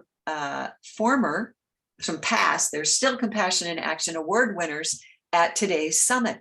And would you please, if you are on this call in one of these boxes with your face and have received this award, would you please blow us a kiss or make some, go crazy with your hands so that we can see who you are? Yeah, so nice. Okay. Thank you so much, you guys. We are going to close up now. I want to thank you all for attending, especially our host country and the country liaison, Carolyn Gannon, and all of the partners. They put an enormous amount of work into this call, and we hope that you learned some things and enjoyed it. I want to remind you that if you would like to support the work directly in Malawi, you can check the chat, and it shows how to get in touch with Jessie to support their additional measurement and evaluation work of actually visiting the libraries. They could use some help with that. That is, don't make a donation to the African Library Project. Go directly to Jessie and work with her if you'd like to do that. We hope that our next virtual Partners Summit will be hosted in June by our Kenyan partners. You will soon receive an evaluation, a short evaluation. Please, please, please complete it. This is our very first one. I have so many ideas for the next one, and I know you do too. Some things worked well, some things went a little crazy, but we need your help to make these, to improve the quality of these summits. We also will send the link of the recording. Please share that with others if you like. Check it out yourself, especially if you missed the first part with the kids performing. It was pretty cool. And stay online with us right now if you would like to join our panelists for an informal community chat. And this will be when, it'll be, people can ask questions, say hello. Many of us are friends from these other summits, and this is an opportunity for all of us to be involved. So thank you so much for coming. And on back to Carolyn with the community chat. Okay, hello everyone. That was really great. So this opens up the mic to through chat or for all the partners in Africa to chat with each other and just everyone on board here. And we have about 20 minutes, looks like 19 minutes in order to just socialize together. So open mic.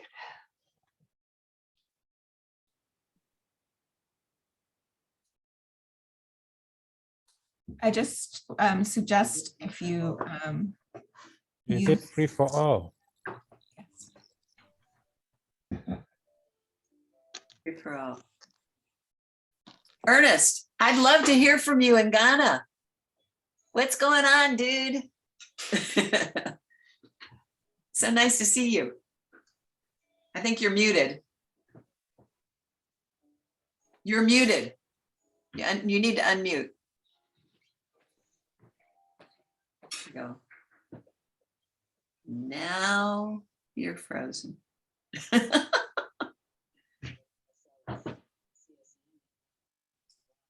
that mean he doesn't have the bandwidth to both be seen and heard? Yeah, hi Chris. How everyone? Can you hear me now? Yeah. Can you hear me? Yeah, I bring greetings from Ghana, and we are doing very well. And African Library Project is doing amazing things in Ghana. Currently, we have shifted our attention to a certain region in Ghana, they are very deprived community. So we are putting all our effort in that community. It's in the OT region. It's a new region, new created region. So that's where we are working now. We have taken a lot of books there. We started the first training. We're about to do the second training. So this is a brief, and we are likely enough, we have gotten a free warehouse. That was one of our headaches. But we have gotten a new warehouse for free. So, so that is it. And also, I would like to, there was a little challenge in our last container, the container that came with some books issue.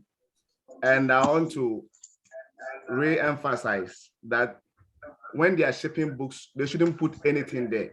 Only books, they should ship books only. Books only.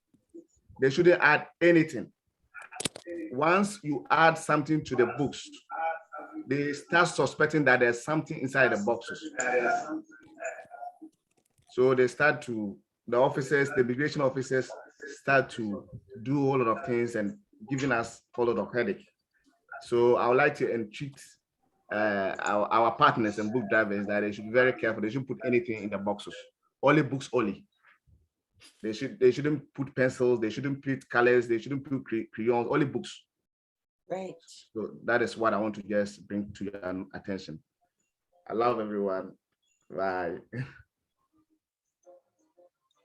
Thank you, Ernest. Thank you so much. Thank you, Pamela. Yeah. Can Yes. I just want to ask to all of the partners, I mean, all Malawi and beyond, there was a really good question from Hillbrook School asking how you all select the schools that you want to provide libraries for each year. Yeah, I think I can be the first one to answer that. The schools apply, we provide the forms and then we go through the forms if they are meeting the required, the necessary requirements, I mean. Because there is a need to have a thorough check on the application and they should show a commitment from them. It's not just a matter of dumping the books to their school. When the books arrive, they will be useful to the students of that particular school. That's how we select. So we distribute the application forms to them, and then they fill, and then we go through the form as well as the commitment letters. That's how we choose this. I can say that's how we select schools. If I missed something, just say, oh, Francis Canada. Yeah, maybe just to add on to what he has already said, he has said a lot, but basically, so make sure the library goes to those that would appreciate and use the books to the best, actually, because we've had in the past when maybe the process was very simple. We could have maybe a library applying for books, and then the books wouldn't be put good use, like Patrick was saying before. You could have a library, have the books, and then they would say, we have kept them securely. While you are looking at, they are keeping the books maybe for a year without opening the cartons. So to them, keeping the books safe, to them it's okay. But then what we're saying is the books have to be put to use. So basically the process is so rigorous, so much that would need to the books have to be put to good use. Many thanks. So, yeah, so I think those responses refer to the very detailed application that the schools do fill out. However, I think the questioner might also be interested in knowing, when you do the outreach to schools each year, do you have not just the Malawi partners, but all ALP partners? Do you have a plan for perhaps which regions you want to be focusing on, or whether it's primary versus secondary. So I think the questioner would be curious to know if you have a selection process even for the outreach to get the applications in. Ernest has raised his hand. Ernest, how do you do that? We have a system. There is Ghana. You have what you call basic education certificate examination. So you look at the performance of the schools in the regions. We have 16 regions in Ghana. So you normally look at the performance, school performances. So for instance, if a region is not performing in terms of academics work and national examination, if they're not doing very well, you use that as a case study and talk to the MPs from that communities. Then we do libraries for them. So we are now doing libraries per region. So it helps us to do our training easily. It helps us to gather all the books at a specific location. So that has been our system now. We normally go there. We normally go to the regions based on academic performances. If the schools are not performing very well in terms of examinations, then you just talk to the MP. Then you visit the community and just give them the library. So if you observe from last year up to this year, all attentions is in the Volta region, OT region. These are the regions that we are working in Ghana. But we allow about maybe 15% to other places. Those who apply, we give about 15% to other communities, but the rest goes to those regions. That's why has been our system. Okay, that's what I can say. Yeah. Thanks, Ernest. Yeah, that's very important. Just for the American audience, MP is the member of parliament. And so I think, Ernest, you were probably the first ALP partner to really utilize relationships with members of parliament to facilitate choosing which region and also to get support. And then Patrick is now doing that as well. Yeah, look what you did, Ernest. You inspired Patrick. William Mukisa, I'd love to hear from you. And I don't know if you have a camera that you can put on, but from Uganda, it'd be really wonderful for everybody to meet you because they haven't. Can you unmute and put your camera on, William?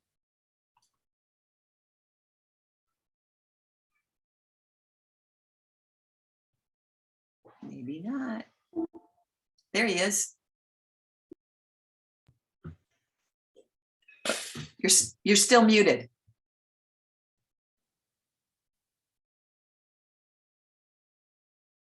Still muted.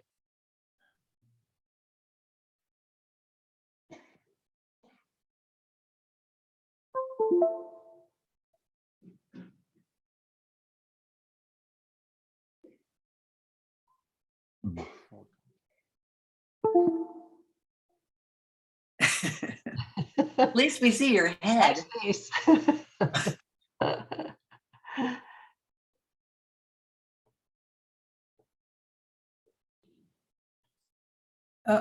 Okay, well, it's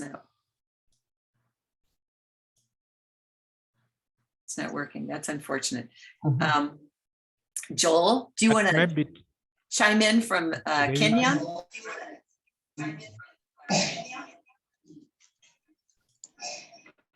Thanks, Chris. Yeah. Hi, everyone.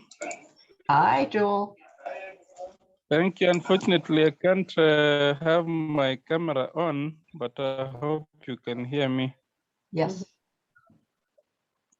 Yeah, first is just to thank everyone, most of the Malawi team. I think being the first one, they've done quite an amazing job. We've learned quite a lot, and I've taken my notes. I hope when we meet in planning meetings, we'll try to improve from it. But just to give a bit of also the Kenyan situation, I don't want to preempt our presentation, but we are on. We were disrupted a bit with the COVID. We are getting back to normal. At least since the kids went back to school almost 2 years, they've been back to back. They have not had a long holiday, but they've just finished their first long holiday this weekend. The schools were reopened today. So we'll try to touch base as fast as possible and plan for the forthcoming summit. And I would like to take this chance to welcome each and everyone in advance. I'm sure we'll still meet and do a lot, but I wish everyone the best. Thanks a lot. So nice to hear from you, Joel. And thanks for doing the next summit. We look forward to getting the dates.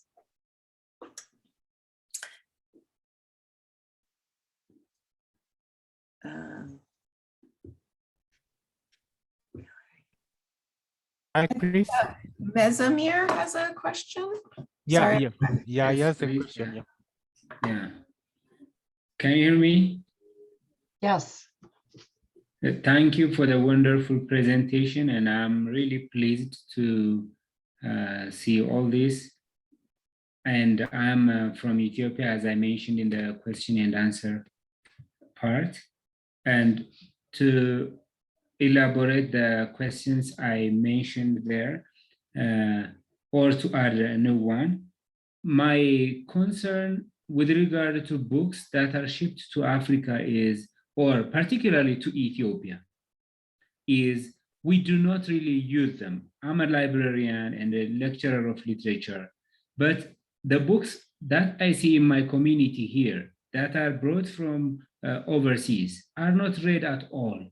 And I want to get some ideas on how the people from Malawi, Kenya, and elsewhere get them read. Or would it be because of the language barriers here? Because I think people do not comfortably use the English language. So this is one of the ideas. Because of different projects, we have the books here, but they are not read. So this is one thing. The other thing is with regard to the training. I found this very impressive because trainings really help teacher librarians organize themselves and help the children. Therefore, since I think in Ethiopia we do not have library science departments, this is difficult to organize. And do you see any other means to do it and to organize and have teacher librarians who are equipped with the skills that are given like in 2 days, as you said? So how can we do it with the National Library or with Ethiopia Reads that somebody mentioned in the question and answer part? And these are my questions, and I'm glad to take part if you have heard all what I said. Thank you.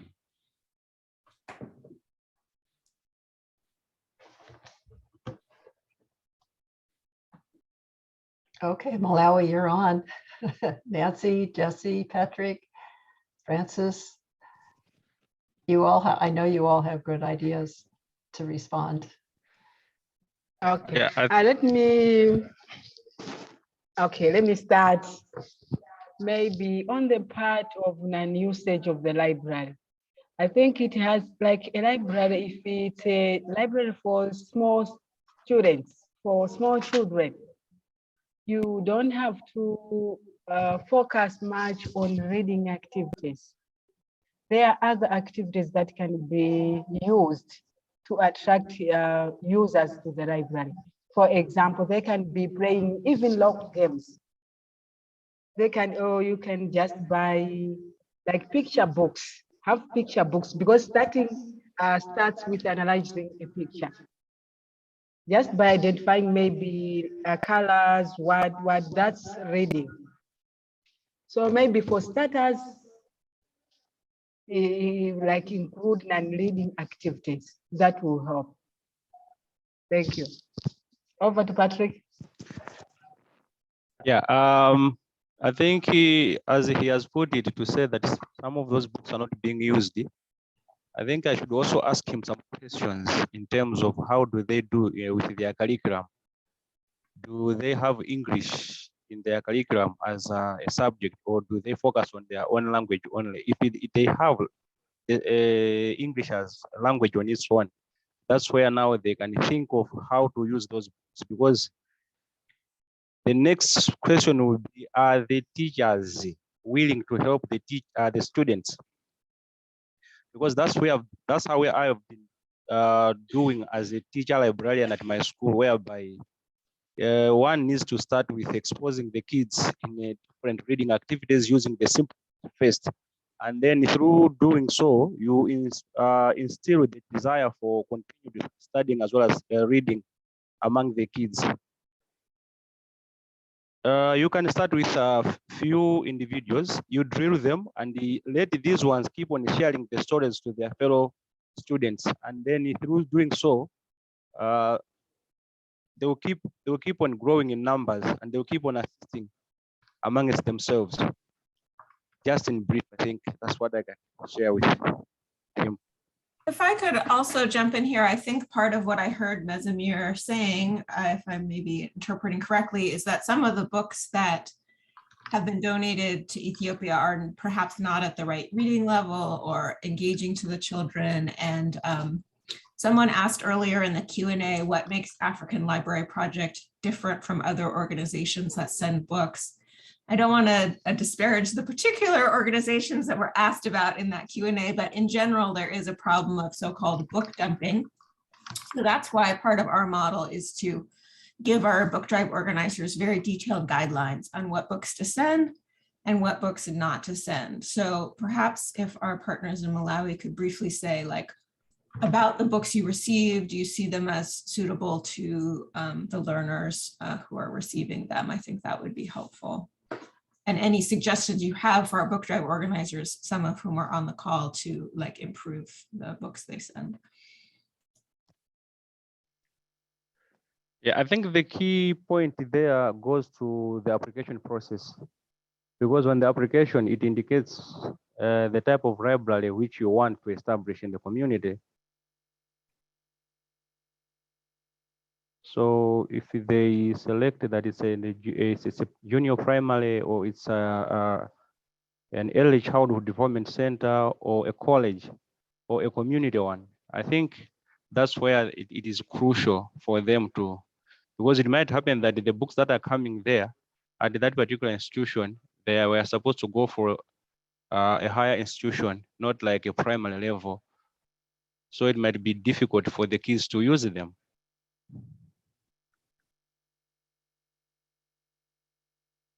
I also I wanted to mention too that I wanted to mention that we lots of feedback. You turn off your mic if you're not speaking. Anyway, I wanted to mention that we ask that every school puts time in the library on their schedule so that the students have regular time every week to be in the library, and it will start very slowly. It may with just looking at pictures, but it builds over time. I think Alexander wanted to say something.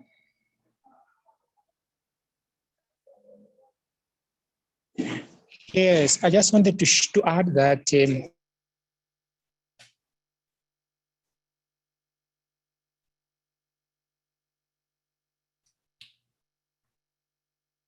I think we lost Alexander. Alexander, if maybe you can put it in the chat instead. Joelle, I see your hand up. I don't know if that is, if you did have a comment or question now. I just want to add something on the two questions. I am a practicing librarian, and it is true the reading culture is really a challenge. Just to encourage the person who asked, it's not just a topic. I think in many of our countries, reading culture is a challenge. But then, should we leave it because people are not reading? I think that's where we come in. And my suggestion is go for champions. Try to get hold of champions. The way Patrick has said, get hold of a few. And to me, the biggest weakness actually is the teachers, or that rather the parents and the teachers. And therefore, it is good to build some sort of championship from the staff room and the teachers. We encourage kids. Kids learn very fast by seeing what we do. And therefore, even when we are training the teacher librarians, we really want to build them to be champions for literacy. Let them encourage others to read. Let them assist them to choose the right books. Let them be there to read for them, for the young ones. And slowly by slowly, you build a reading culture. You can also try to bring on board reading clubs so that you start with a few, you identify a few students pupils who love reading, form some sort of reading clubs, they exchange books, they talk about what they are reading, and then slowly they'll influence others to join. It has worked for us in a few schools, and I think it is a good thing for us to really build some champions in the school. Then on the second question about the books, I think it is also true, at times the stories, the examples might not really make a lot of sense, for lack of a better word. Or a good example to an Ethiopian child, for example, if you're talking of maybe ice and is not seeing the ice, what we do or what we encourage, once in a while when you have a small budget, if you can, you try to throw in a few local books in that collection, so that in the process, somebody will start with book one, which is in the local context. After he or she finishes book one, then she can pick on book two, which is a different context. And in itself, now they start seeing the two sides of the story, or the two sides of the world. Thank you. I'd like to add also, and I think you might have seen this in some of during the entertainment where you saw the inside of a few of the libraries. The libraries, I think, that really grab children's attention are those that have a lot of decoration around the walls, posters, things that even books that the kids have written with pictures and things like that. And I know that I hope that Francis is still on, but one of the things that I know he has done when he's in the rural communities, especially with administrators like Gloria, have set up activities like contests and fun activities that are open to the community, that attention on the school library as a place to come and to read and to learn. So Francis, if you're still on, could you just say a few words about what's been done there? Yes, I'm on. Yeah, basically, I raised my hand because of that very same point you are raising. Yeah, so the basis should be, you should form some structures in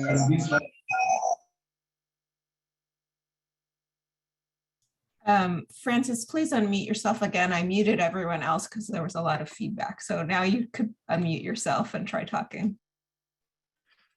Okay, yeah, like I was saying, I just wanted to, I raised the hand because actually the point that Caroline raised, I wanted to comment on that one. Yeah, first thing, when you are looking at developing a reading culture, because even if we're talking here, we are still struggling, but at least we're making strides. So it's a process. It's not something that will just happen today. So what I would do, maybe propose, would be if Ethiopia could maybe borrow a leaf from what we have been doing here and what we do. So basically, we need to form structures like reading clubs and then the library committees. These have to be trained in ways on how to promote a library because here in Africa, setting up a library is a very simple thing. But to have people using the library is a struggle. So basically these reading clubs and then the library committees, including the librarians, should be trained on strategies on how best to promote the libraries. So basically, I would ask maybe, is it Mazil? If we can continue chatting from where we start, because actually I wouldn't want to go into details, but basically these are the basis for promoting reading. But also, I also raised the hand because the other part of the question was about teacher training. So I thought if maybe teacher-librarian training, if Jesse could come in, because that part has not been handled. Jesse, can you come in, please? Teacher training, how do you do it? Hello, let me come on teacher training. So we include both at first we need to prepare the participants. They have to know when the training is going to be conducted and the duration also.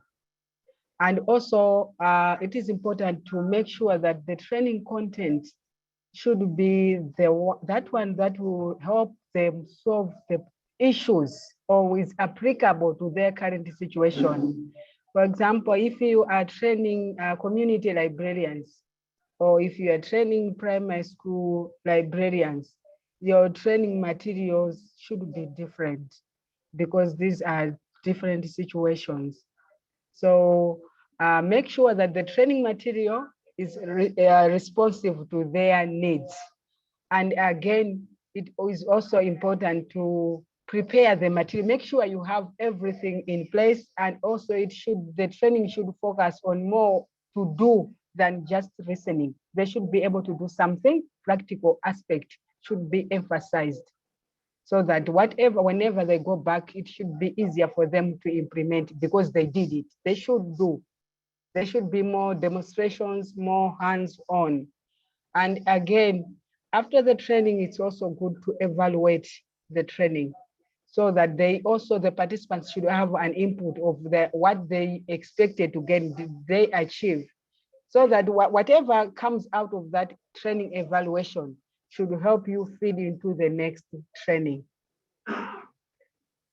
Thank you. I know we're running quite late, but Alanane Academy, we saw their teacher librarian gave us a video testimonial on the training, and they have their hand up and wanted to ask a question. So please. Or you can put it in the chat. Oh. All right, thank you so much for the opportunity to ask. I actually typed on the chat. I was asking that in a scenario where, let's say, you got the opportunity to receive the books, and since 1,000 is the minimum number that is being communicated or said even through this meeting, what happens in a scenario where you receive few books lesser than the figure being said? Yeah, what could be the solution? Is there any possibility of the person likely applying so that they get more books, or what's the direction like? Yeah, thank you very much.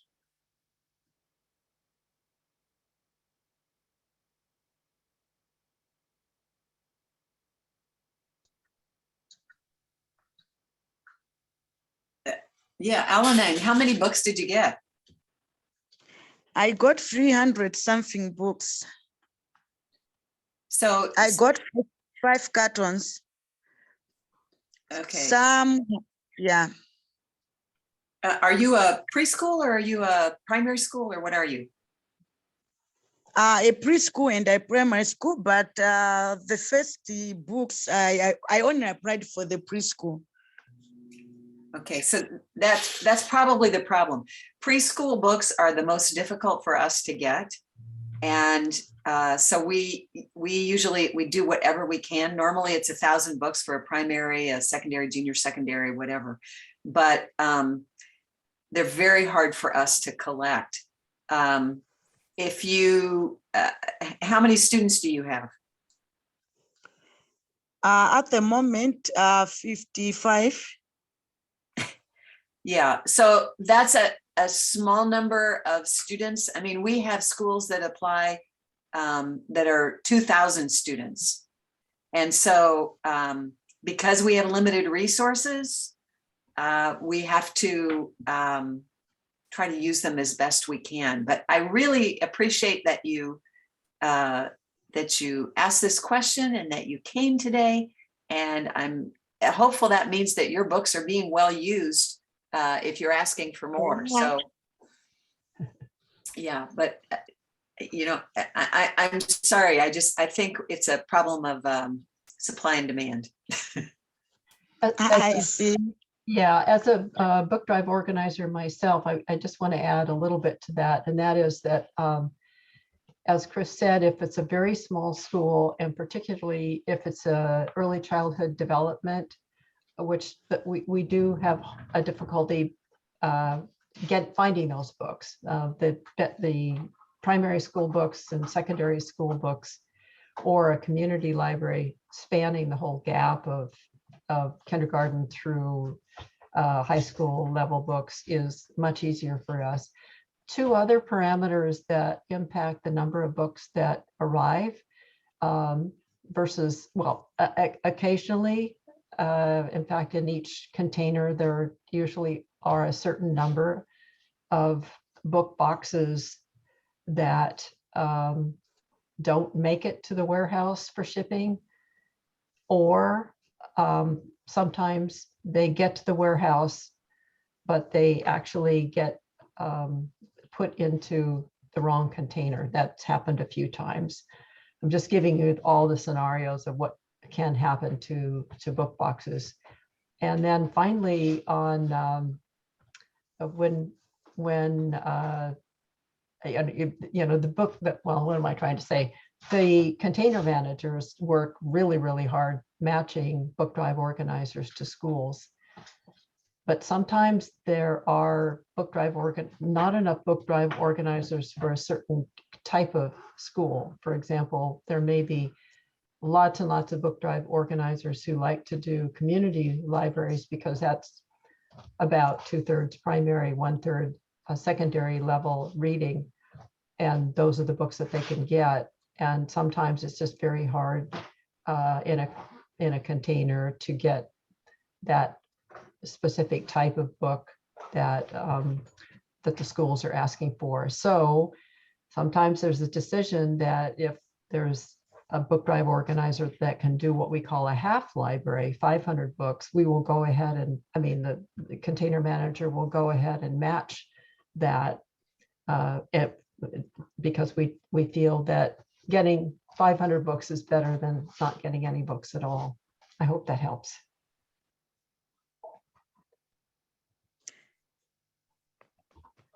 We're way over time, but Alice has her hand up, so maybe this could be the last comment.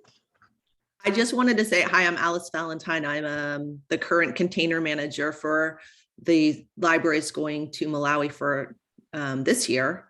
And I see in our list of schools that there is a school that has applied and been accepted from Alanane Junior Academy. And I don't know if that's the same as Alanane Academy, and they've asked for a primary community level library.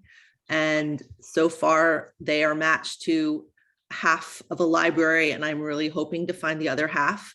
Sometimes things get matched and then people tell me they can't do it at the last minute. That's what's happening with the other half right now. So I'm doing my best to find the other half, and hopefully Alanane Junior Academy will get 1,000 books in the next container. And if that's the case and you're connected, then hopefully you'll have the benefit of your students being able to use those books too. Wow, thank you very much.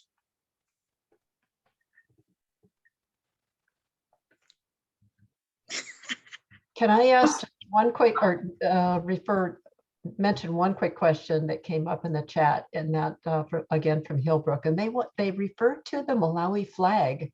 They talked about an old flag and a new flag. Is there an old flag and a new flag? And is there a preference? Malawi? Can I come in on that one? Yes, please. We have the original flag. There was one flag that wanted to come in, but it was rejected by almost everyone. But what we have is the original flag. So we don't have an old flag, but the original flag. Okay. Many thanks. Interesting. I'm glad somebody noticed that. It must have been in two different slides. I guess we should wrap it up. Thanks, everyone. Great presentation. Thank you. Bye.